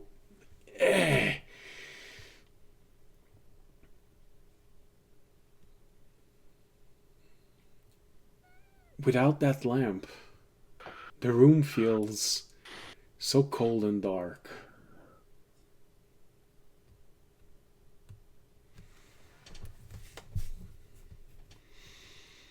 Amy has a metaphorical fuck you. It's like is going to activate his lantern so that the room is lit, or rather unshutter his lantern, I should say. Okay. You open the room. You open the light in the room. All right. Light covers everywhere. It feels better.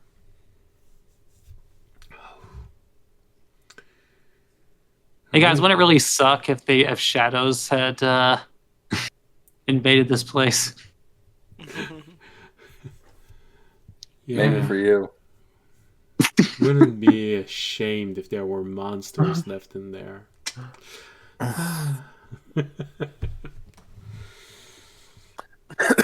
No, Right. this is a dungeon without any enemies. Yeah. Wouldn't do that to you all. It's just a huge It's just a map, search so quest. Yeah. for context. Yeah. Mm-hmm. All right. Well, audience is gonna leave this cramped space, especially because he's already stealthed. He doesn't want to be in this corner. Okay. Yes. I should probably, now that we're outside of the garden again, cast non-detection on. All of us. I mean, I could do all of us. There's only 4 of you in the Pretty room. expensive. I mean, guys, that's what the boxes are for. Yeah, don't we still have the boxes, or is that not? I mean, that wouldn't. I'm worried about the. I mean, when we were in the garden, they were able to block the wizard trying to scry on us. Oh, wait, sorry. I'm misremembering. Those boxes had the capacity to do Nistel's magic aura, not non-detection. Never Yeah. mind. Yeah. Yeah. We'll save those boxes for when we invade another wizard tower. Yeah. All right. So, non-detection up. They might also give up on the divination since he hasn't literally been able to focus for a week using it. It's probably why he put out the bounties. Uh-huh. Or he's just covering his base, you know. No, I'll just cast it on audience. Wait. an audience. That's fair. See, I was the one he was actively looking for the most. Yeah. The guy who probably cost him thousands in property damage. Yeah, you know. The bad one. All right.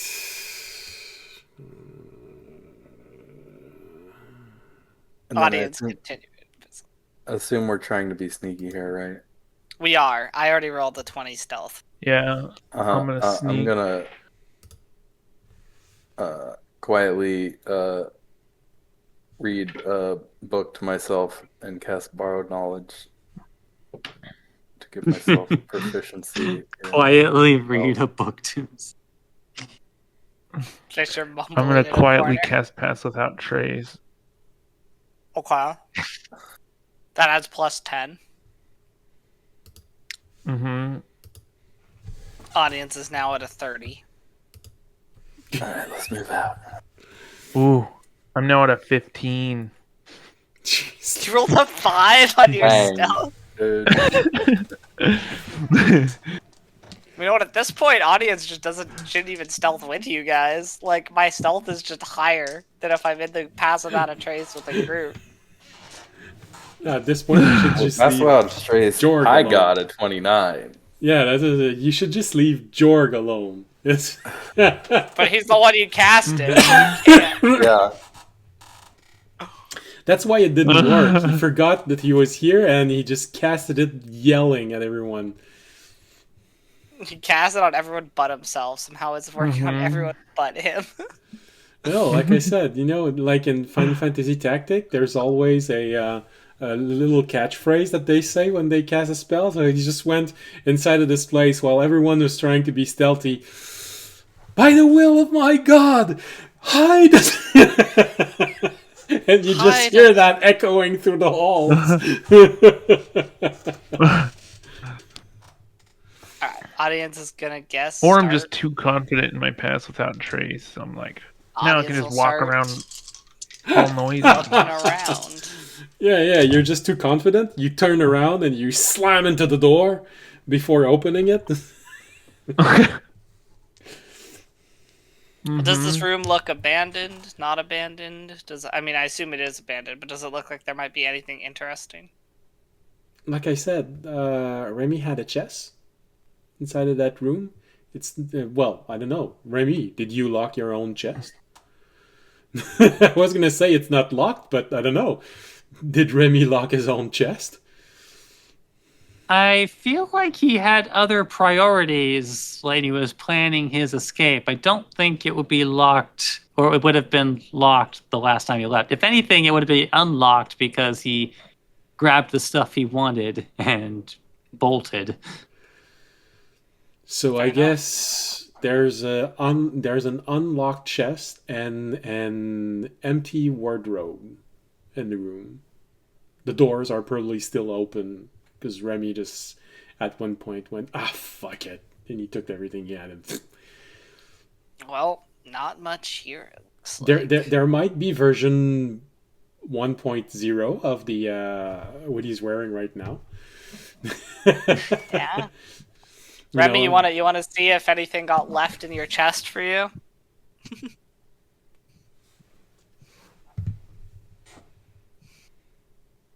Or is that gonna be too much?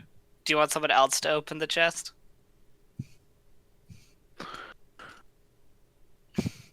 Points to Jorg. Alright. Jorg, go open the chest. Okay. Is something bad gonna happen? I assume not. I assume don't he know. just doesn't. I don't know. Maybe this is him extending a peace treaty offer to you and letting you be the first to open his chest. That's how I'd think of it.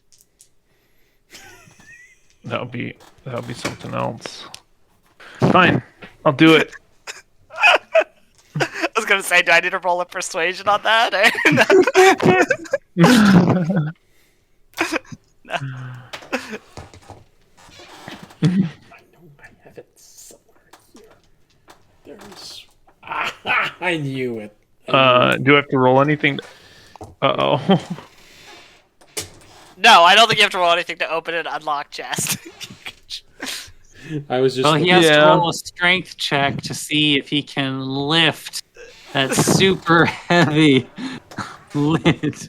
All right. I meant more in reaction to something inside. Yeah. Oh, Go ahead. You open it slowly. Just roll. It's not locked. Remy I rolled said a it wasn't locked. 16. 16. I know for what you're rolling. Mhm. What did I don't you roll either. for? Oh, wait, I thought you said go ahead as in, like, go ahead and roll, but No, now I go ahead. understand. Okay, so you rolled a 16. You rolled a general Yep. 16 on This was my bravery roll. protection from the world. Mhm. Okay. If that's 16, that's a 16 on the dice. Is that it? Yep. If that 16 is a dexterity saving throw, what does it? How much does that give?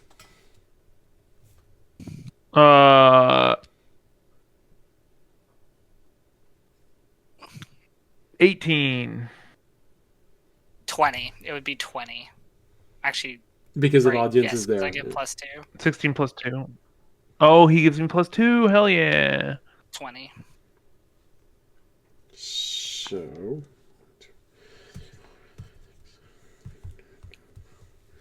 Alright, so you're there.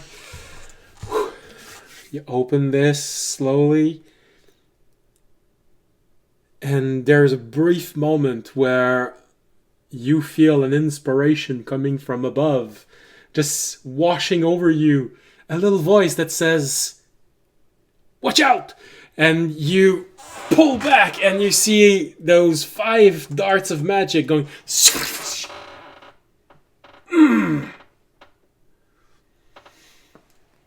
Holy shit. It's audience's bonus that made it so that it missed.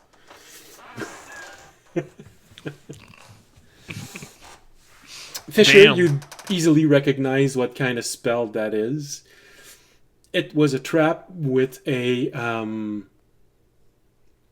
magic missile tied to it. Type of magic missile.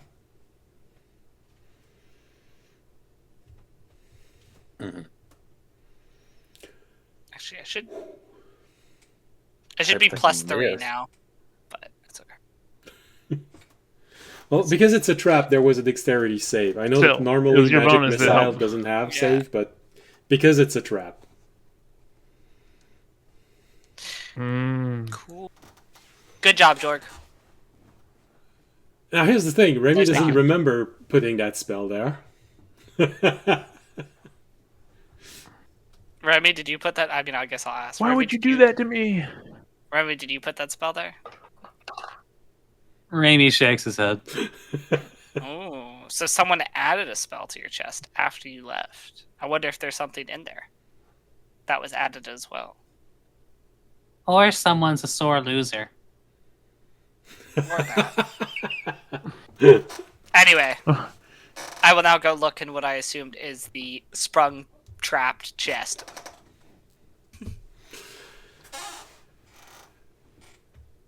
You look inside.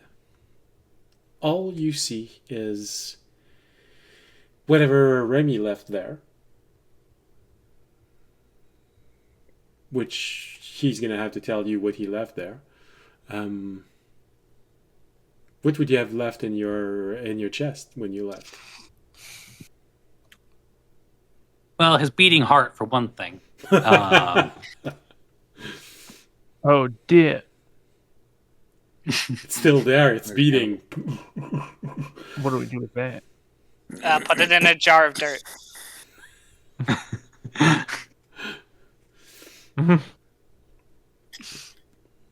Anything else you want Remy to have left there? Maybe old blanket that meant something, but not enough that you wanted to take it with you. You had like 8 legendary artifacts that you left there, right? Remy? Yeah. Just like leave that junk behind.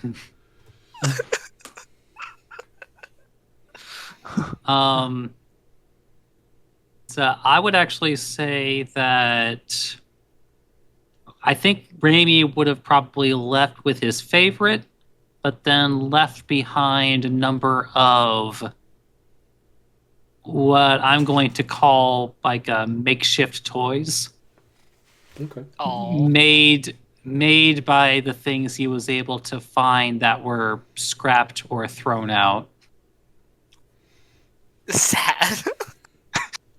So, you find this little doll that you look at it and you can't help but to feel pity for Remy because the doll is made out of a spoon. A wooden spoon that you just carved so that the face would be recognizable from the larger part of the spoon.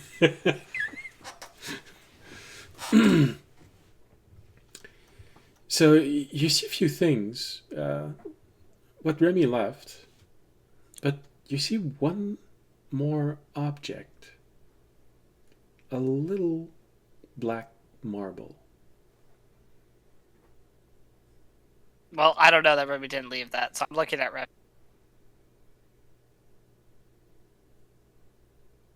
If Remy's not looking, I'll tell him. I'll be like, there are a bunch of old toys in here, and there's also a black marble. 3/4 of an inch marble size.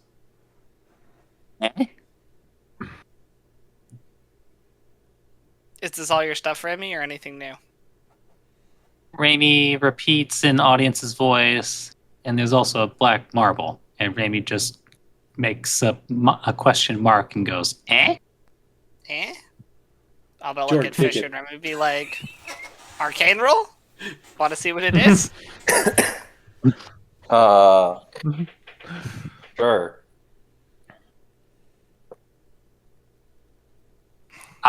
It's the black pearl. I know. Jorg will not be taking it because he's scared of Raimi. He's scared. That's 23 Arcana roll. Arcana roll.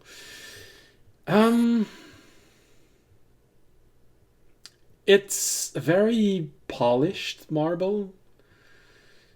Very well made. As best as you can see without touching it, because you know enough that it's not a good idea to touch object that you don't know anything about.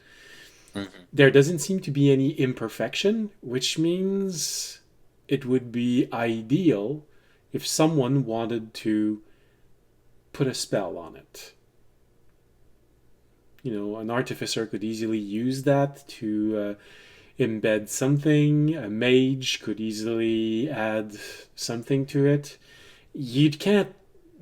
The Arcana roll doesn't allow you to see anything that would tell you what could be inside, only that its quality is magical object quality. I guess we could cast Detect Magic on it for a type of spell. If we want to spend 10 minutes. Yeah. Do we still have the handkerchief? Which one? Or an axe? Of murderous intent. Yeah. Yeah. It's what we always wrap the The acorn. acorn around. That's Since he's true. not Do we summoned have- right now, you have the Yeah. handkerchief with the acorn inside. Do we have another handkerchief or like a piece of cloth? Well, there's Fisher's rag of cleaning. Yeah. Anyway, I just want to be like, can we have a cloth? I'm gonna wrap it in it so we don't have to touch it and we'll detect it later. Alright. Mm-hmm. Yeah, I'll grab it with the rag of cleansing. It's not gonna be really, really clean and polished. Mm-hmm. And then in case it's some way to like track or something to like alert or track, audience will put it in our dimensional storage and then close it so the tracking spell wouldn't actually be able to track us. Okay. As the dimensional storage closes, it's like beyond the ethereal plane, we can hear the screams of gnomes that have been trapped there for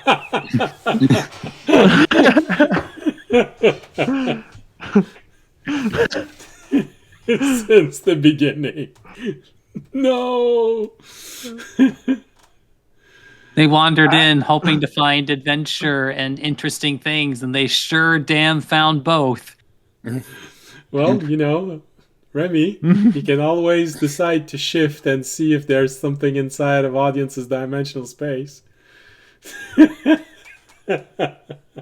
save that for another time in case Raimi needs spell energy. Okay. Other than that, nothing seems to be out of place in the room. At least according to Remy's memory.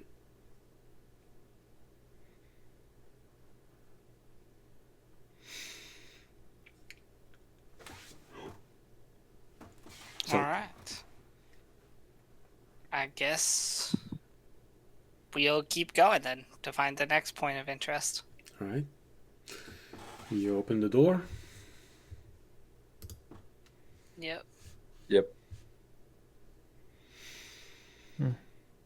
Amy will not miss Do you make the me open the door? wardrobe that only ever had one hanger for clothes.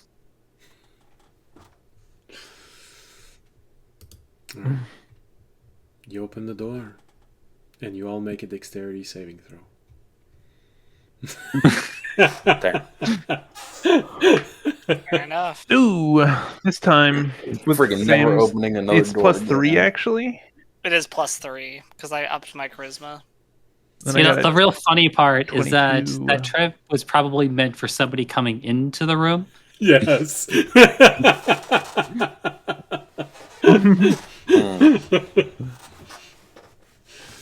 Dang. Audience, what did you roll? Sorry, I didn't hear it. I think his camera froze. Yeah. Oopsie. No. Oh. Yeah. It's 16! There we go. you unfroze. That's. I don't know. I feel like I've seen that on the internet. 16. Nintendo 64! All right, 16 for audience. Fisher. I got a nat 1. A natural 1. All right, Jorg. Uh-oh. I got a 22. Wow, I'm you actually jumpy. succeeded that one. Remy. 27 with audience Jorg is aura. high strung right now. All right. Can you guys hear me? Yes. Yeah.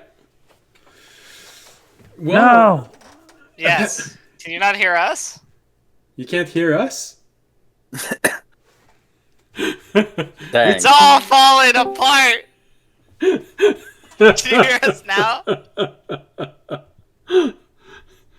Was this trap a silence? Oh, I don't know. It's an anti-internet cone. Damn. Well, the camera doesn't work, but Jorg, can you try and say something?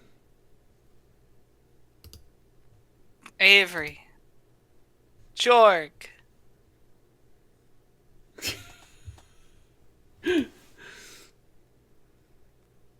He's still there. No. So Damn. We've lost him. well, we know he succeeded. So and Remy succeeded also as well.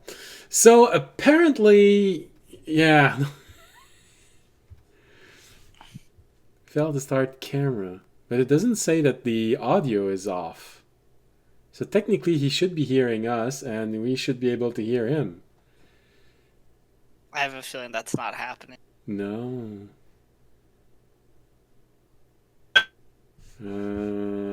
Seems more like an internet thing to me. Maybe where he is, yeah.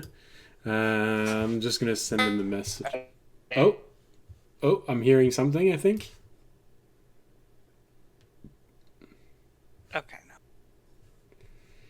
Okay, I'm just gonna send him a message. We can't see or hear. Okay, he disappeared. Okay. Figure it out. What happens with the trap? It blows up. Okay. Thunder. So it resonates everywhere. Just and it.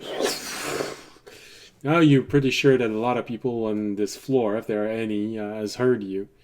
Probably. You, Remy, because you're a rogue, you know, you have the reflex of hiding. Well, Jorg succeeded, so you can't have hidden behind him. Behind Fisher. Well, yeah, sure. It's less of the choice of hiding behind Fisher and more just like Fisher already kind of like maybe tripped and fell, so he's just gonna like, No, I you know just what? didn't Sure. move. Oh.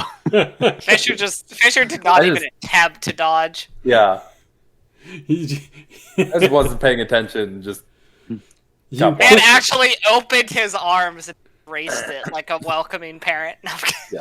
yeah, I was stretching right when you opened the door. Okay. You seem to have something. Hey, hello. How's- On my phone now. You're on your phone. My data. Uh-huh. You what? Anyways, I'm using my data instead of my Wi-Fi. My Wi-Fi is down. Okay. Nope, I heard him that time. Called it. Yeah, Yeah. You can hear me now? Yeah. yeah. Yeah. Yeah. Well, I rolled a 22 because I'm really jumpy and Okay. We still don't trying know to how try. much damage we're taking. Yeah. Okay. No. Half damage. All right. So, there we go.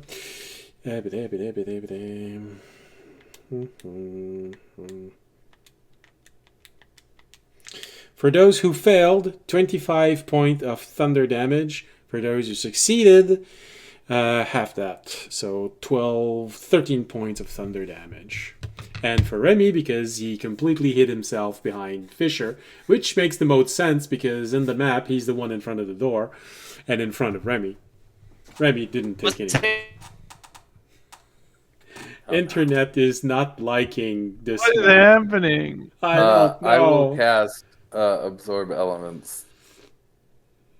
Well, I guess you're on it. Okay, No. so you take half the damage, 13 thunder damage. Damage. Sam is frozen right Sam's now. frozen too. Everyone's internet's just shitty today. Back? Yeah. Okay. Hold on. Maybe no. It's not supposed to be that. It's really supposed to be the internet. Yeah. No, I'm not. Okay. Well, our stream is technically over in 1 minute. But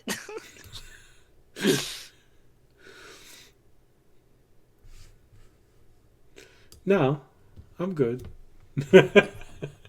Since my camera is taken directly from my camera, even if nothing happens on Discord, you can at least see me. All right. alright. I took our damage. I Yes. assume I took the damage.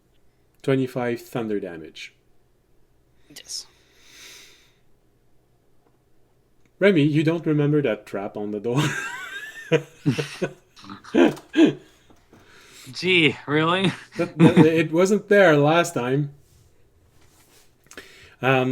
Fisher, you sort of recognize what that might have been.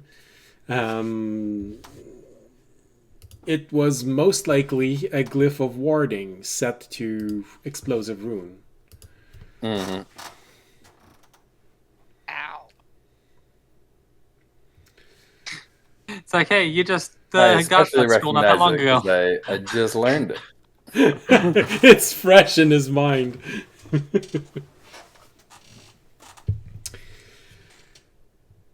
It's just now like, now I know how to keep people out of my shit. Mm-hmm. And, you know, there's something just slightly odd. It was thunder damage and it exploded. It didn't do a lot of damage to the room itself. So apparently there were precautions had been taken in making sure that it exploded looking down. So the worst is the floor that took the damage.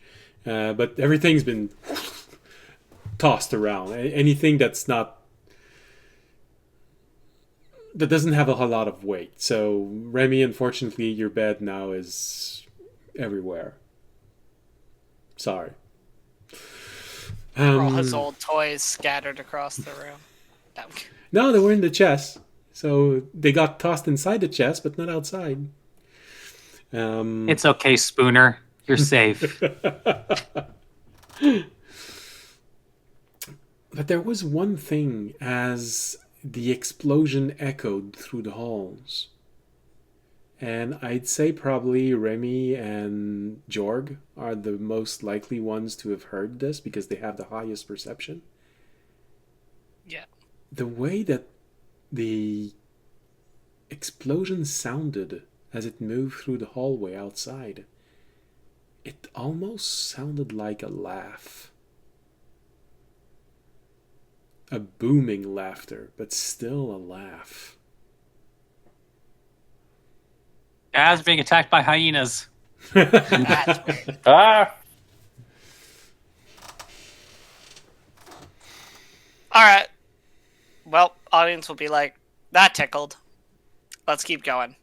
Also, things are probably now aware that there are things. Yeah. So, be on your guard. You all step outside in the corridor.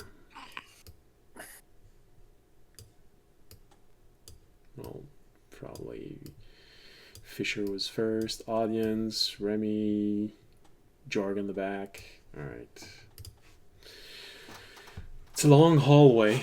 For you, it spells. The way that I all placed you, it spells Farg. Okay. So.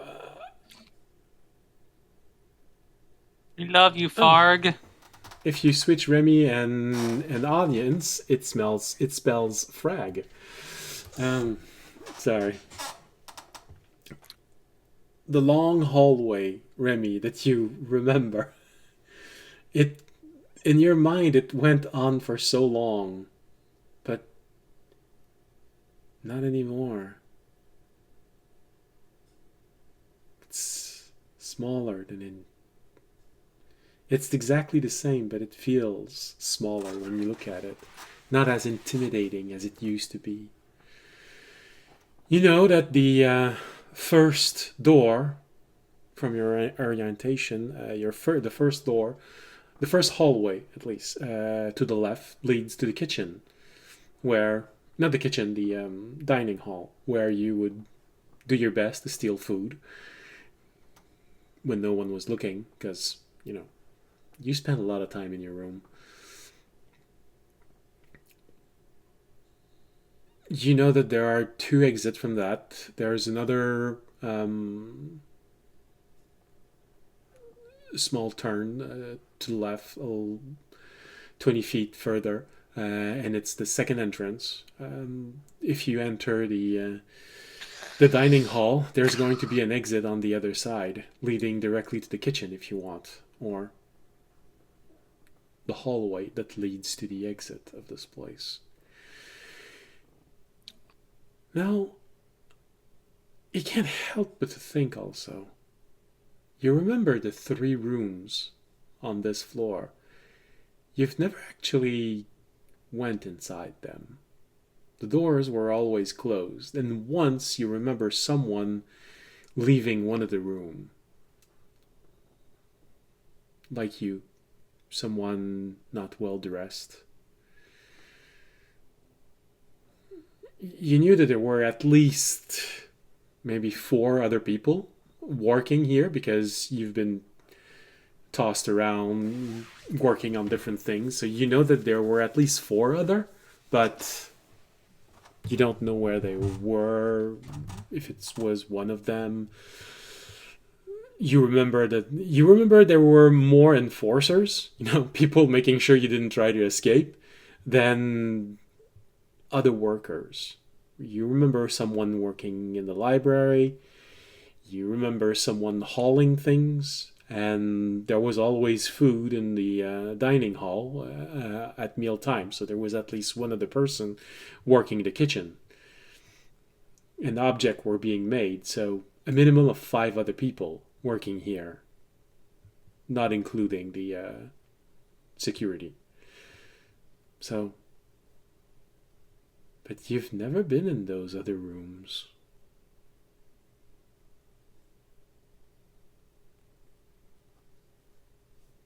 Or you can do the safe thing and not go inside. Well, Yeah. ultimately, they're here for information. We are here for information. Well, the likeliest Oh. place for information would have been the room where your foster father resided, which you know is closer to where you used to work. There might be something left in the library. It depends on whether this place has been looted or not, or if it's mostly abandoned. They might have let it fall apart. But it would have been knowledge to whatever you were creating, and maybe not for anything else, but who knows. It's been years, so there might be new knowledge. And of course, there were the storerooms. And this one little thought that keeps popping up in your mind. You know what the judge of the Misty Isle accused you of leaving the others behind. Where are they? Where were they supposed to be?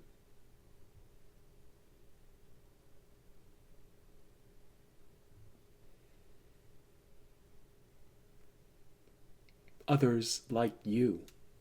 You've never seen anyone like you on your floor.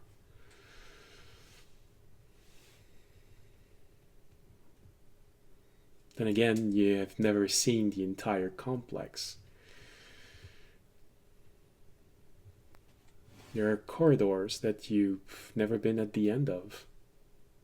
Not a lot, but some of them you've never went all the way to their supposedly end. So,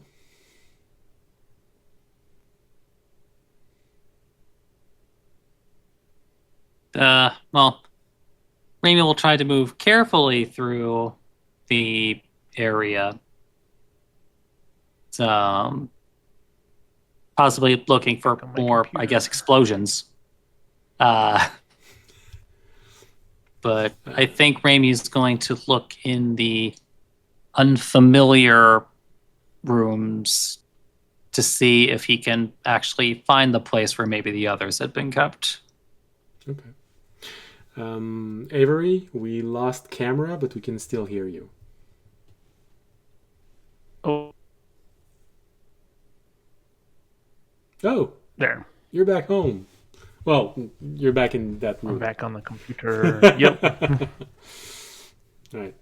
Mm-hmm. All right. So I don't know what happened. I don't know. Sometimes the internet, it feels like messing with you. All right. So move forward to the next door. With Fisher behind you, audience, and Jorg. So, first door. You've never been there. It's literally 15 feet away from your door, and you've never been inside of that door.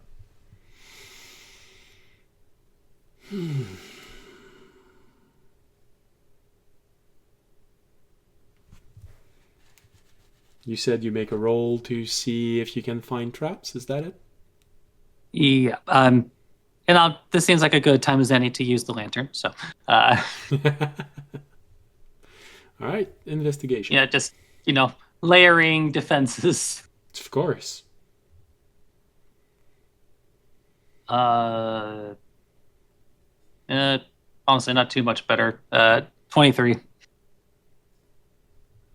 Okay. You're examining the door, and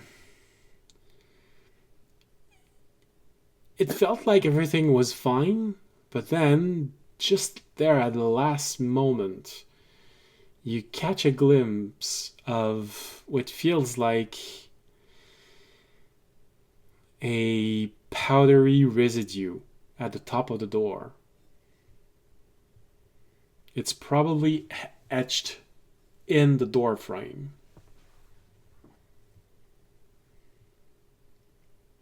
It is probably the same type of trap that was on your door.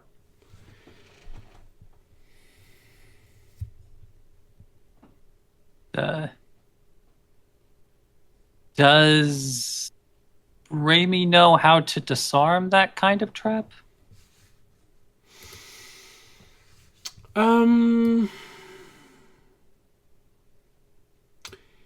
It is a spell.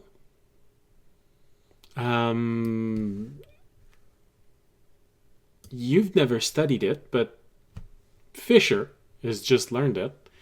And he would be able to answer that the glyph will remain there until triggered or dispelled.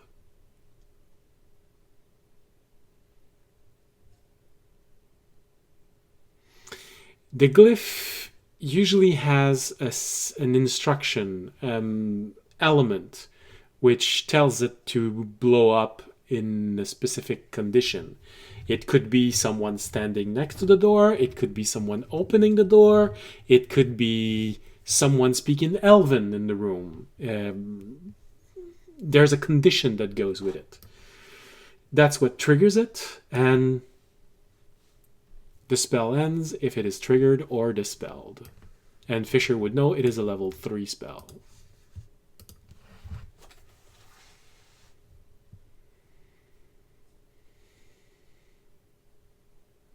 Could we dispel it by Take- putting the lever on it? Maybe.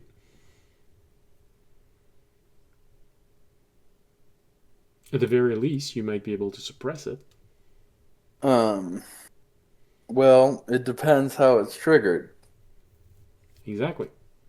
Because to put the lever on it, we need to physically put the lever on it. It could trigger before we even reach it. If it's a distance thing, it could trigger when we touch it. Let me know if you want me to throw something at the door. Besides that, I'll let you guys figure it out. I can only assume as nobody's long as we're prepared 20 to feet spell away magic from the at door. bomb. The other thing, though, is if throwing something at it might not trigger it.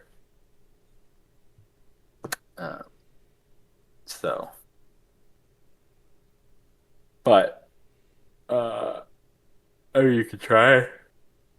What if I got my magical rope to go over there, wrap around the door handle, then I opened it from far away? It still might not. If it's only triggered by a person coming within range, then nothing else you do will trigger it. Okay, but we could at least see through the door then. Yes. Okay, I'm gonna have my magical rope go out and wrap around, and I'm gonna try and tie a knot at where the door handle is, and then I'm gonna pull open the door.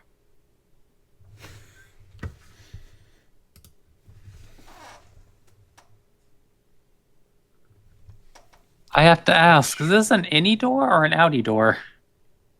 That's Yeah, what that's a I'm good looking question, at 'cause right if it's now. If it's an Audi that does, you can't. Good luck pulling audience.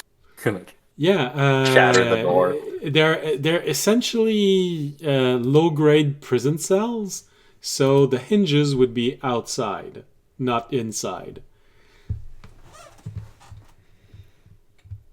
So I'd have to make a strength roll, pull it off its hinges. Is what I'm hearing. Let me tell you what that They'd is. open. How They'd hard open I pull. They'd open toward this. Okay, so essentially the only thing that is left is on which side is the door handle. Oh yeah, I guess you could have done that before I roll.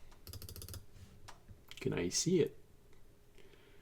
Apparently, I can see it on my. All right, the door handle is on the left side, so apparently, audience can try and do this. he might Which, rip just out the open it door. normally, or Well, you can tie the rope around it, and you can try and pull it, because we've just established that the hinges are Sure. on the outside, so your side. And apparently, I just zoomed in into my own map, and I can see door handle. So the door handle is on the left side. I did not Does anyone notice want to that. help me pull? Fisher, you want to help me pull? Yeah, I'll get on there. All right. Okay, let's go. Roll. Okay. Athletics. 21 for me. Fish, are you giving me advantage, or are you rolling? I should have, but I did roll. Okay. Which was a 2. So 11.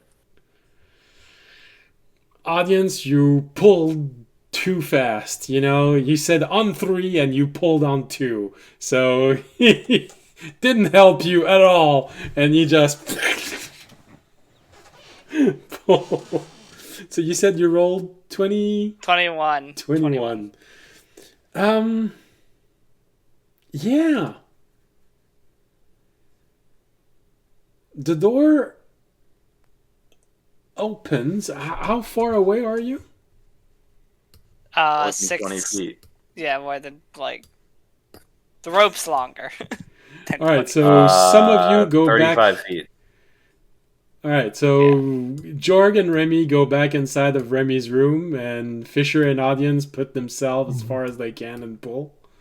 Yeah. That's basically it. All right. All right, then. The door lock rips out of the door frame, and the entire door opens. Audience rips out its shirt. Remy sees that. And so, it was kind of worth it. Nothing seemed to have exploded. The door frame is damaged. The door is open. You're all still there. Cool. Audience is going to drag the door still attached to the rope far enough away from the doorway that we can enter it without the door being 20 feet next to it. Was the glyph on the door or It was on the door frame. I was on the frame. door frame. Okay. Well, I did damage the door frame, so by ripping it out, so I assume it would have set something off. Depends on the condition. It does depend on the condition. But it also might have messed up the spell by damaging the door frame. Depends on the condition.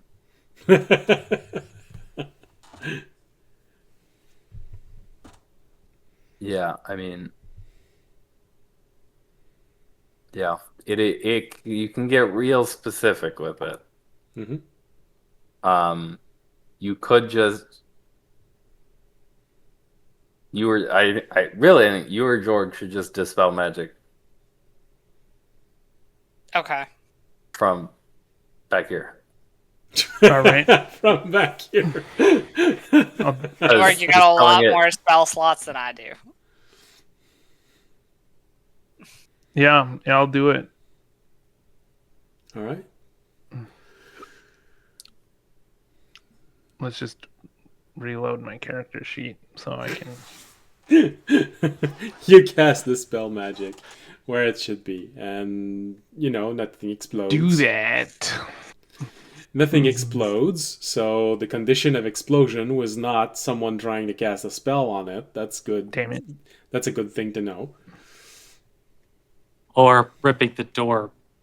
Or ripping the door. All right. Apparently, the way is clear into that poor room.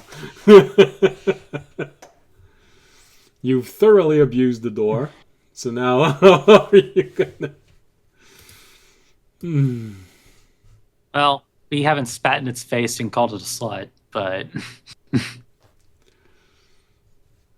Still time.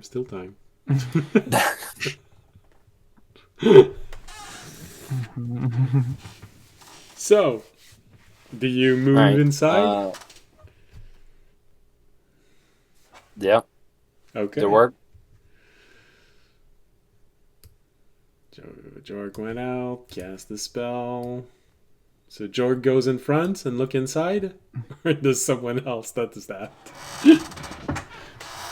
I'm not asking what Remy thinks. I know what he's going to say. I will try and check to make sure it's gone. Okay. Fisher goes first. The explosion tester, I guess. You do not see the glyph anymore. You even see a little powdery residue down at the bottom of the door frame, which would indicate that the glyph itself has vanished. It's the gem residue of the spell when you create it. Mm-hmm. All right. It is gem Looks residue. good, guys. Yeah, powdered diamond. Why did I think it was ruby? Okay. I thought it was ruby. No, it's diamond. All right.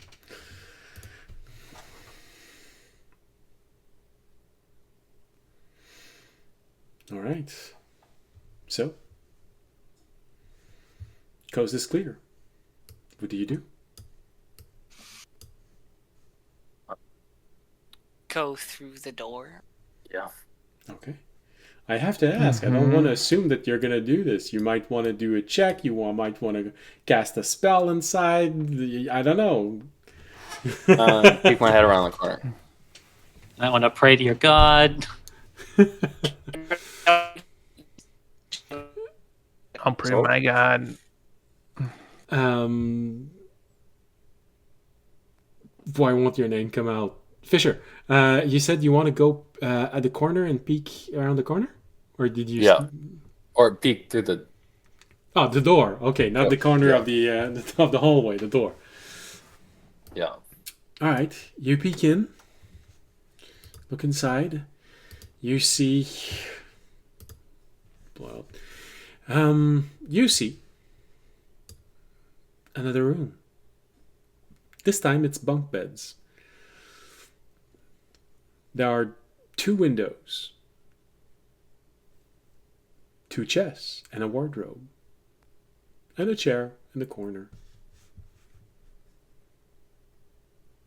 It looks like exactly like Remy's room, same dimension, but, bunk bed instead of a single bed. So 2 people used to be in here. It's empty right now. Quiet.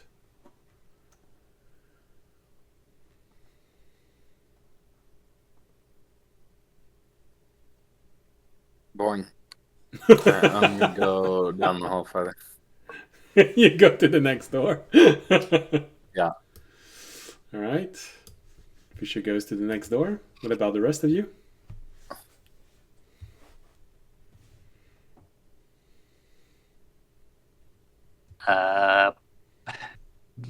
I'll follow him. All right. Jorg follows Fisher. Raimi is going to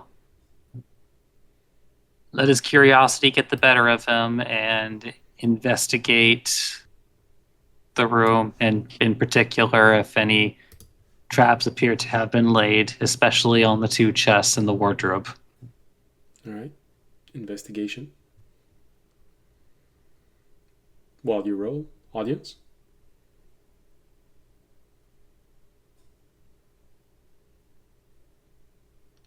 Audience.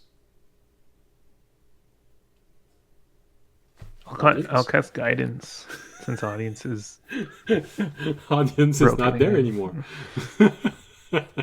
Frozen. No, he's not frozen. I see his eyes moving. Damn. What? No, I don't see his eyes moving anymore. Yeah, no. The power of Christ compels you. The power of Christ compels you. Oh, his image is Oh. breaking down. No, it's back. That was Are we something. here? I heard. Hey, Are we There, here? I Okay, banished okay, the yeah, demon. yeah, yeah. Don't Did I scream. miss something? I was asking you what you want to do. Remy went inside the room. Fisher and Jorg went to the next room, well, the next door. And while Remy was rolling, I asked, "What do you want to do?" I'll go in the room with Remy. Go in the room with Remy. Okay. So, Remy, your roll. I rolled a 28. 28. That's pretty good.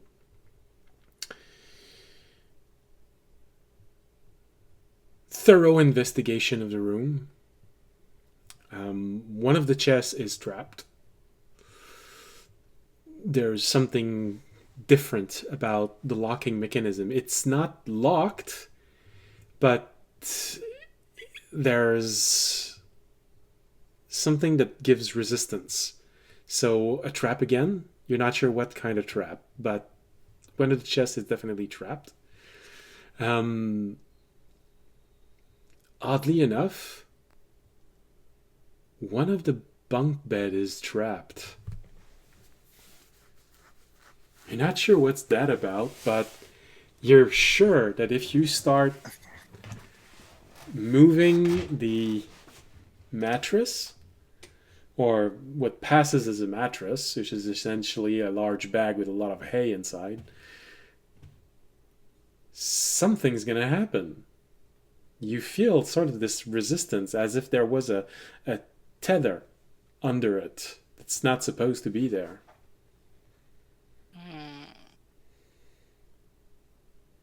It's the lower bunk that is trapped. Audience is just kind of standing there. He doesn't. He's waiting for you to. I feel like if we finish this hallway, this should be the perfect place to end the stream. Everyone's starting to slow down.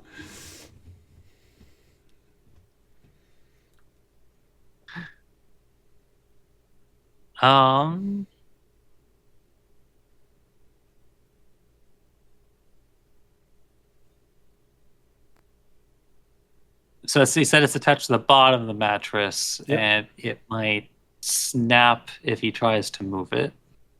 Yep. It's definitely made to either punish someone for trying to sleep in it or prevent someone from rummaging through it.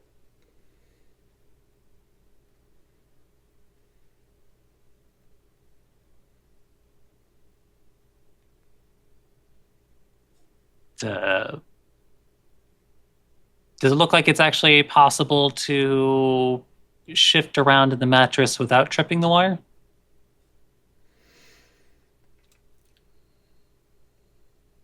You think that it might at least partially be magical in nature as a trap. So there might be a condition behind it. It's possible, you just don't know the condition.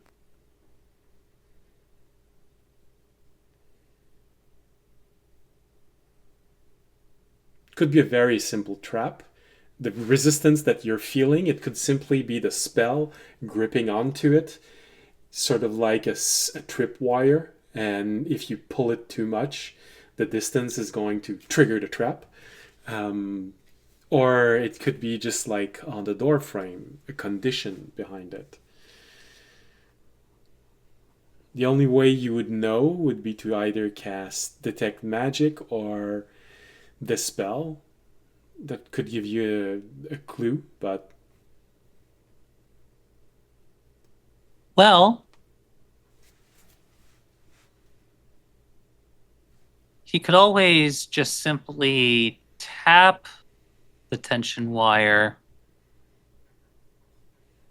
and spend the next 10 minutes casting Identify if he can recognize it as a spell, because it also reveals spells cast on an object.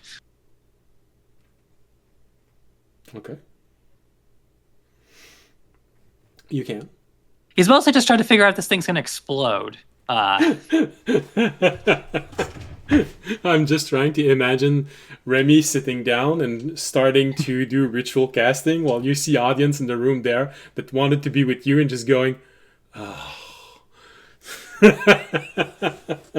Because he just realized he needs to wait 10 minutes. Pulls out his phone. Oh, yeah, I'm sure audience would be that kind of person. No, he's got to wait. Loads up Angry Birds.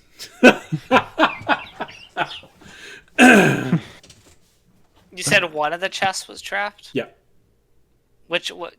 Tell me which chest was trapped, Remy. I'll open the other one. Raimi points to the trapped one. Okay, audience will open the other chest while you do whatever you want with the box. All right. You open the chest. Nothing happens. There's a bunch of stuff inside. You know, an old blanket, little wooden box that's been left open. There was probably something inside. All there is now are some debris of straw and things like this. There's an old pair of shoes. It's very unimpressive. There's a broken dagger. Looks really old. There's the second half is not there. It's the hilt and just half of the blade. You'd say that, judging from the shoes, was probably either elven or human child because of the size. Or half elven So child. many children.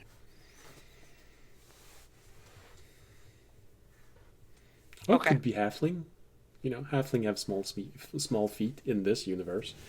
They used to have huge feet, but now they have small feet. I guess then after I do that, I'll wait for Remy. Okay. Fisher and Jorg, on the other room. What do you do?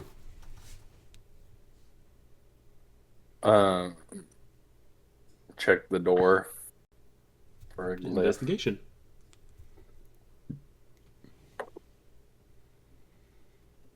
And guidance on him. 7. 27? Yeah.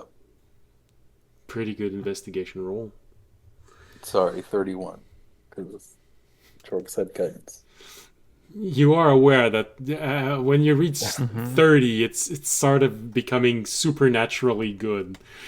You're just there, you know, knowing what happened with the last 2 doors. You think, all right.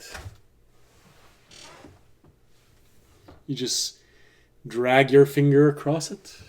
Look at your finger. Yeah, probably another one. The door frame is most likely trapped. There's that same residue on top of it. Someone really, really cleaned up after everything, because in your vision that you had from Remy's pass, there weren't this many spells everywhere. Mm-hmm.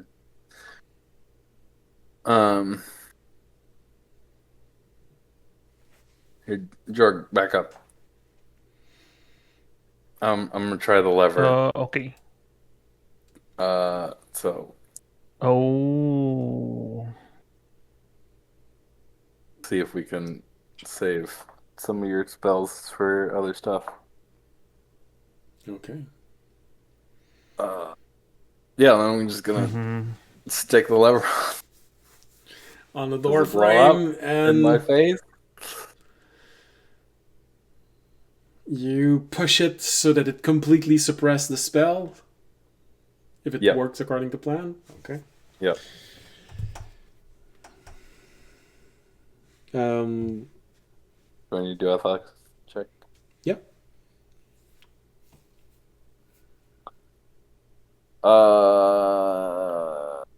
23. All right. Yeah. You pull the lever. You feel a slight resistance, but it's kind of easy to do, and it's completely down. Yep. Should be good. Did you open the door, or did you let Jorg open the door? I'm already right here, and he's out of the way, so I'll open the door. Thank you. All right, you open the door. Nothing happens. The lever seems to have successfully suppressed the spell. It's still there, meaning it's still active. So either it didn't work and the condition haven't been met, or the lever has successfully suppressed the spell but not dispelled it. Uh-huh.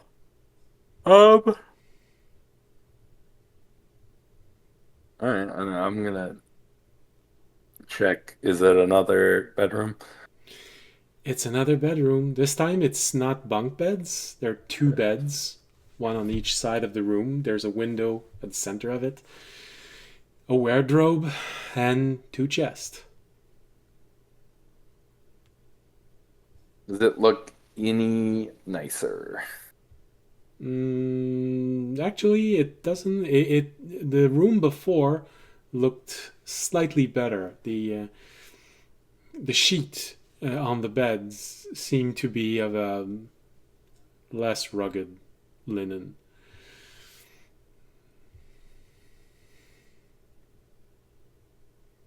Alright. But mind you, it's the difference between squalor and poor, not poor and high class. Yeah. One's gonna give you a rash, the other one's just gonna be uncomfortable. I will check this chests again. Okay. Yeah. For traps. Okay. Investigation. 15. Ooh. All right. Take Yeah. your time. Go inside. You start checking both chests. You don't find anything. They don't seem to be trapped. Nothing sticks out. Alright. Open them. All right. Right chest or left chest first? Right first. Okay. Dexterity save. Yeah, I thought so. 18. 18.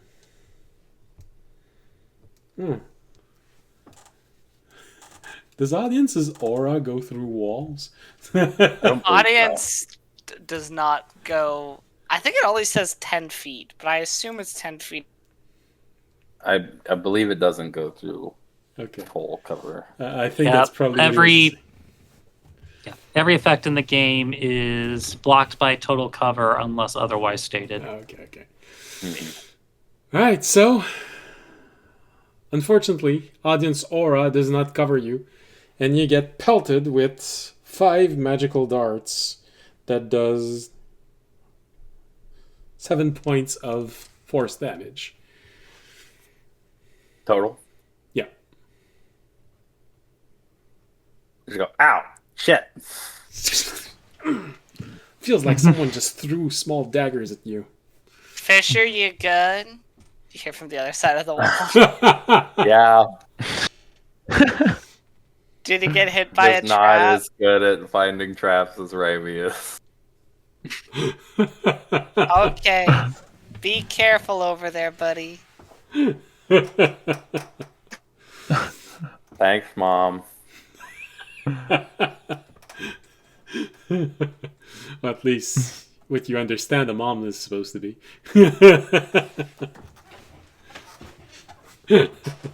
I guess for Fisher it might be thanks, Captain.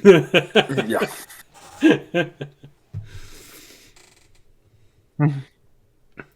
Alright. Well, the trap has been triggered, so do you open the chest? Yeah, might as well. You completely open the chest. Same very unimpressive thing inside of the chest. Except for one very shiny black pearl. Well, not pearl, I mean marble. Marble. It's because he said the black pearl at the beginning. That's why it's sort of, I keep trying to remind myself, don't say pearl, don't say pearl. Same as the other one. Yep. At least its appearance is exactly the same. Very shiny, completely black.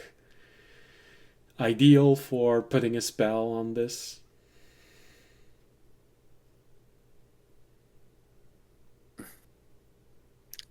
Do you need me to come and give you my? Are we just gonna start collecting all the marbles? Well, you know, maybe it's because someone lost his marbles. Dang.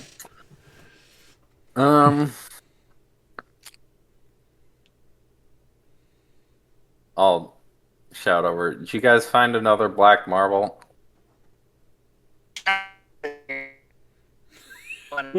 We really have a difficulty with Your voice box is not working.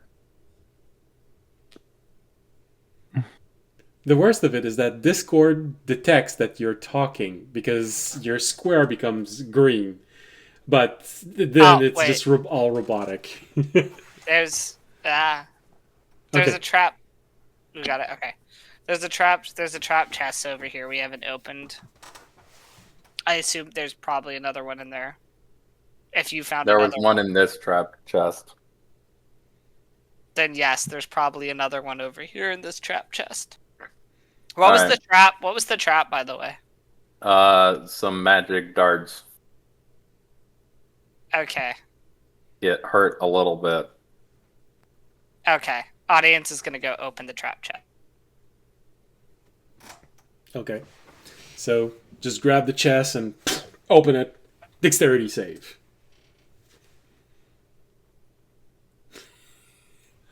I think after this room we're gonna end the stream because internet really is not liking us tonight. Yeah. I don't save because I assume it's 20. How much did you roll? Less than 20. 17. Okay.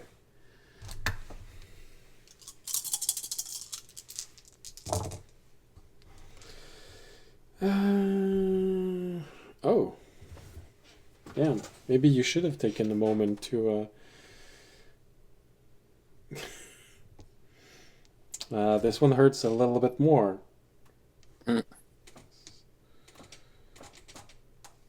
16 points of force damage as you get pelted by this volley of magic missiles. God damn it. You'll see audience just touch himself and be like, okay, yeah, that was fun. What's inside is very unimpressive. Alexing audience touch himself. You're in the other room. Is there another black pearl in there? Oh, Yes. Okay. Audience is gonna collect it in the same handkerchief, and then he's also gonna leave the room and go and over to Fisher to collect the third black pearl. All right. While this is happening, Remy finishes the dispel magic. No, I dispel magic or identify. Identify. Identify. You identify the spell. It is a spell, and you identify it, and you sort of have a moment of, I guess, pity for anyone who would have tried. Different kind of traps. Essentially, it's gonna do a bear trap if you try and touch the mattress. It's just gonna go.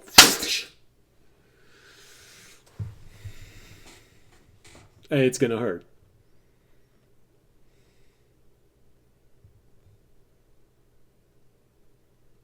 So now that he basically knows how the trap works, it's I mean, I think he's pretty safe to just cut the line and let it loose because it's not going to hurt him.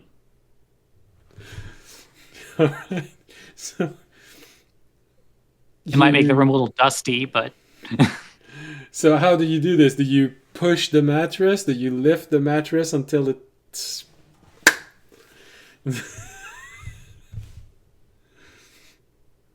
well, I guess I don't really understand like where specifically the line is, but I think you could literally just like cut it with a dagger. it's a magical tether. It's sort of the Oh, center okay. of the trap. Okay. You know, picture a bear trap in your mind. The round plate at the center. That's the tether.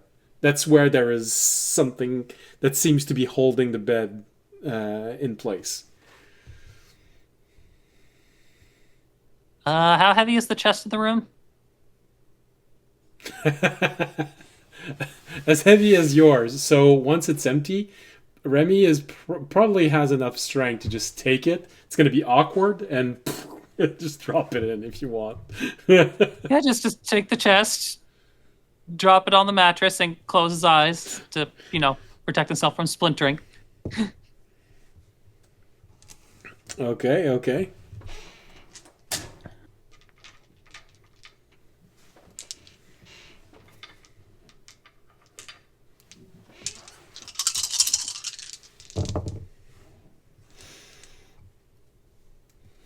High roll.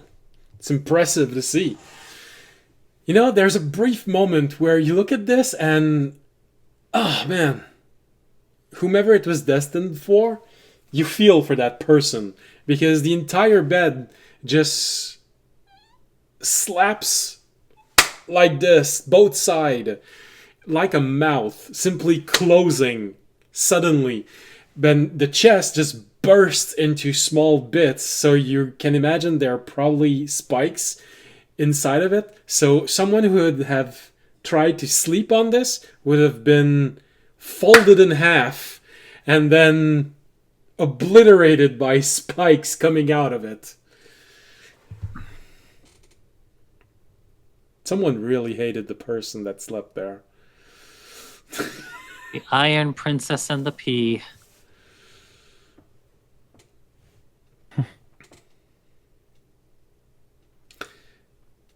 What sort of emotion comes to Remy's mind right now? How does he feel? It's another room. Other persons. Both beds seems to have been lived in at one point. Chests, wardrobes. There are things in both. There were two people sleeping right next to you, probably living similar lives than you. You've never met them. But one of them, if they'd sat on that, would have been gruesomely obliterated. Frankly, Raimi feels a little bit of extra pity because the room was about the same size, but tried to accommodate two people. Yeah. Raimi's starting to feel like, well, he didn't have it great, but did he somehow have it better than these two? Well, they had better bed sheets than you. But that's about it.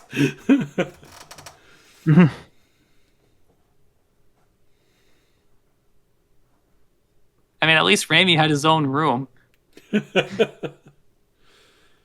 Then again, that also made it more lonely. It's hard, honestly. Apples to oranges. Apples to oranges. It's a whole bunch of conflicting emotions right now. Was I the luckiest of those two rooms? Oof. Also, you sort of have a moment. Oh, I took the wrong. You sort of have a moment where you look around and you realize that audience is in the other room. You're alone right now in this dark, damp room.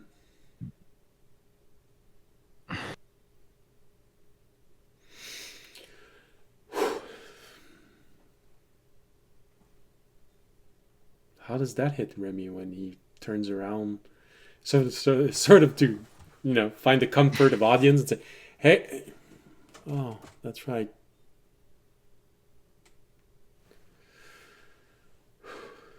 I guess in some ways, Raimi will always be at least a little bit lonely.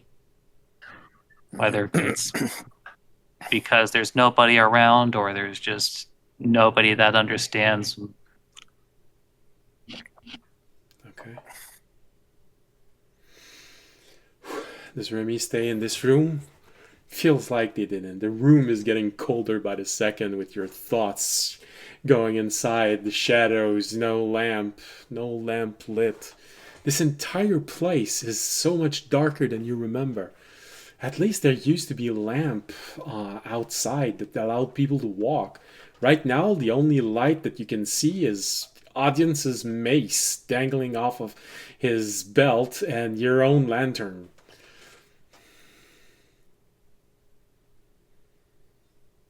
Yeah, Raimi's clinging to his lantern real fucking tight at this point. All right. So, do you stay in the room and keep investigating, or do you go catch up with all your friends playing in the other room? I mean, he'll at least see if there was anything left under the deadly piranha mattress, Piranha or mattress, if it that's was right. just, or if it was just purely just designed to be really spiteful against somebody trying to sleep there. You look around, trying to see if there's any clue, anything you can probably see.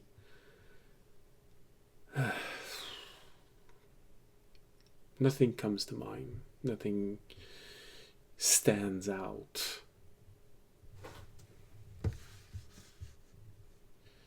You were almost hoping to find a clue about this, but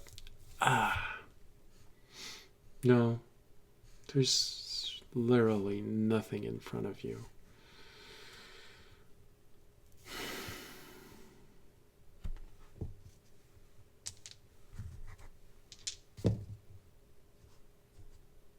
I mean, Raimi was looking for traps before, but on the off chance, Raimi's actually going to see if this room had any hidden compartments. All right. And if they were anything like him, like the people who were there, like they maybe tried to hide away some things. Although, hopefully not spoons.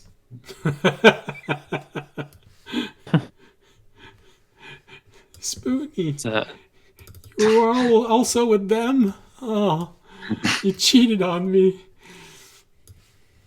it's a 25. Okay.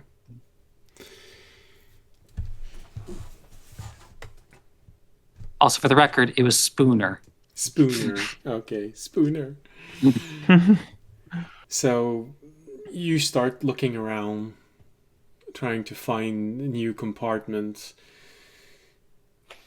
You feel confident about what you're looking for.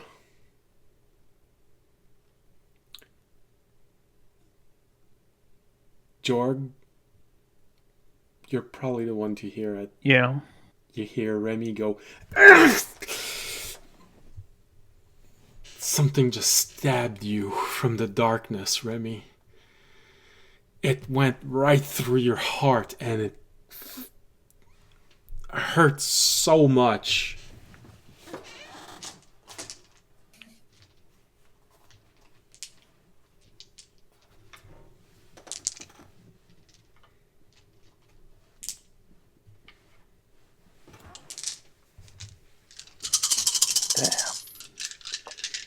Just so that you know, it rolled a 25 attack roll. But you didn't see it coming because it was hidden in the shadows.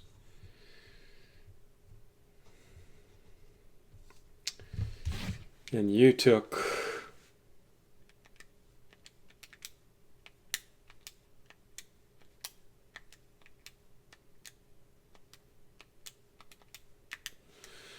47 point of piercing damage as this. Can I use my reaction to uncanny dodge it? That's reduce the damage? It cuts the damage in half. I'll allow it. Sort of at the very last moment, you sort of that intuition that those little feathers behind your neck sort of went up, and you started to try and dodge, and it clipped you on the side. You see this little bit of blood. You see standing right behind you as you were doing this. It looked like a humanoid creature, but both his hands, they look like long daggers, and it hisses at you when you turn around.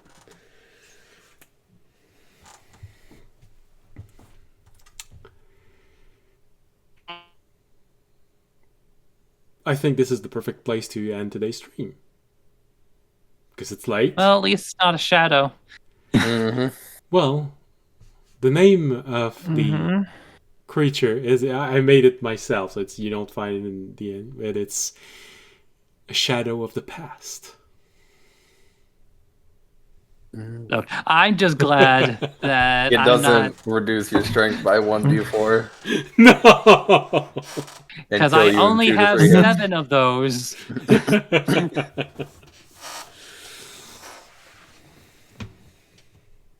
All Right. right. Well, hopefully Jorg will let us know that you're Wow. in peril. It's kind of up to Jorg. Yeah. Jorg can say nothing, and me and I Fisher will have never the know. power. Oh, damn, Remy. Reinforcement entirely depends We'll on see if I remember George's to say goodwill. something. No, Jorg, you can't take that risk. You might survive.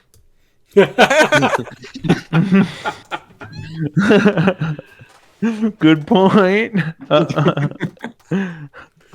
So, just so that you know, the reason why you didn't see it coming is because it's a 31 stealth roll that was remaining it silent, and the attack on you was a 25 to hit. Yeah, 31 stealth roll. It's pretty good. Pretty good. It's near the best hit can roll, but technically that doesn't change the fact that it was pretty high. It only needs to beat a 10 for audience not to know.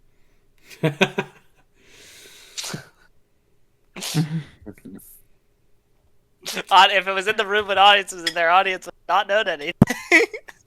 It wasn't. It was. You'll probably understand. It was and it wasn't.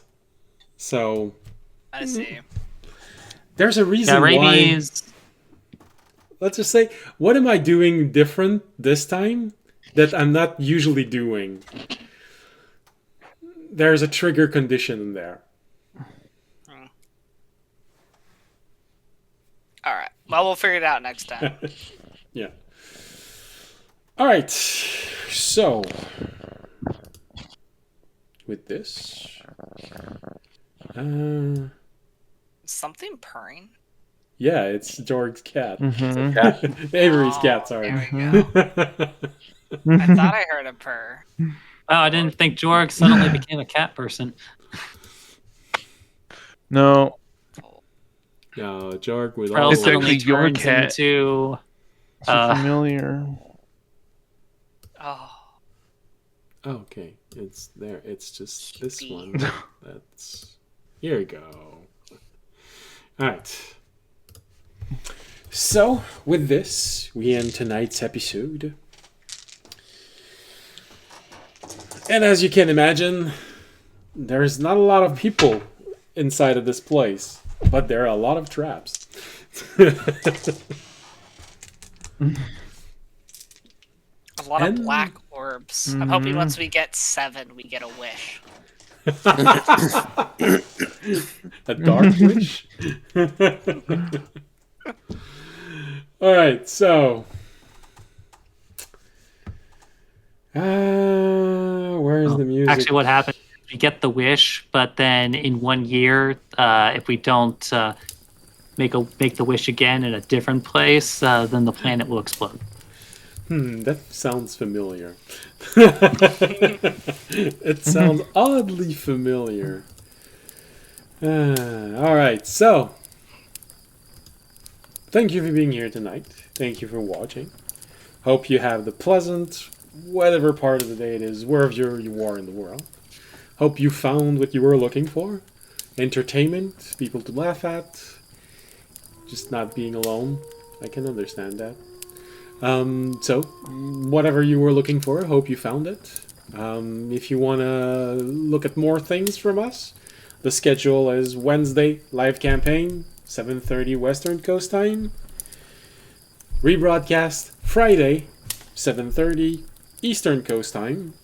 And in between, we have map making or world building with me, using Wonder Draft or Canvas of King. And that's 9:30 Eastern Coast time, because that's where I live. That's the schedule. And, if you want to support us, you've got a whole lot of ways to do this. We've got Twitch, Twitter, X, It feels weird with Twitter. Some people still say Twitter, and some people say X. I see the news outlets say Twitter, and the same journalist 5 minutes later say X. So I think a lot of people aren't still used to it. But anyway, Twitter or X, YouTube, Patreon, even have a link for donation. So knock yourself out. Find us on Twix.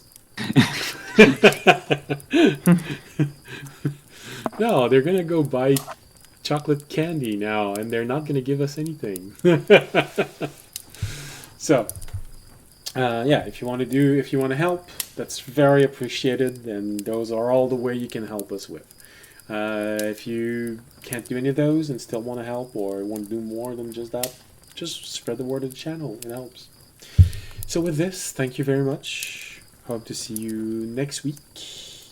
For, we'll see if Remy survived being attacked by a shadow which has daggers for hands. And we're gonna see if Jorg decides that Remy can handle it or not. We'll see. Yeah, Maybe I'll just embrace the power of the hunter cult and just disappear. Well, that would be awkward. I only have one unnamed NPC left in the garden, huh? Alright. Thank you for being here. Your name's Derek. Well, now you don't have a choice. That's going to be your name. You're going to be Derek, the half-elf. Here we go. Alright, so thank you. Hope to see you again next week, or tomorrow, or Friday. And as always, on Friday, if we have enough raider, we try and raid, so stay at the end if you want to try this. I found a new channel. I'm just waiting for enough raiders to try and raid them, because I think you sometimes get laughed at when you raid with just one person. So, see you again next week. And as always, stay safe and stay healthy. Good night. Good night. Good night.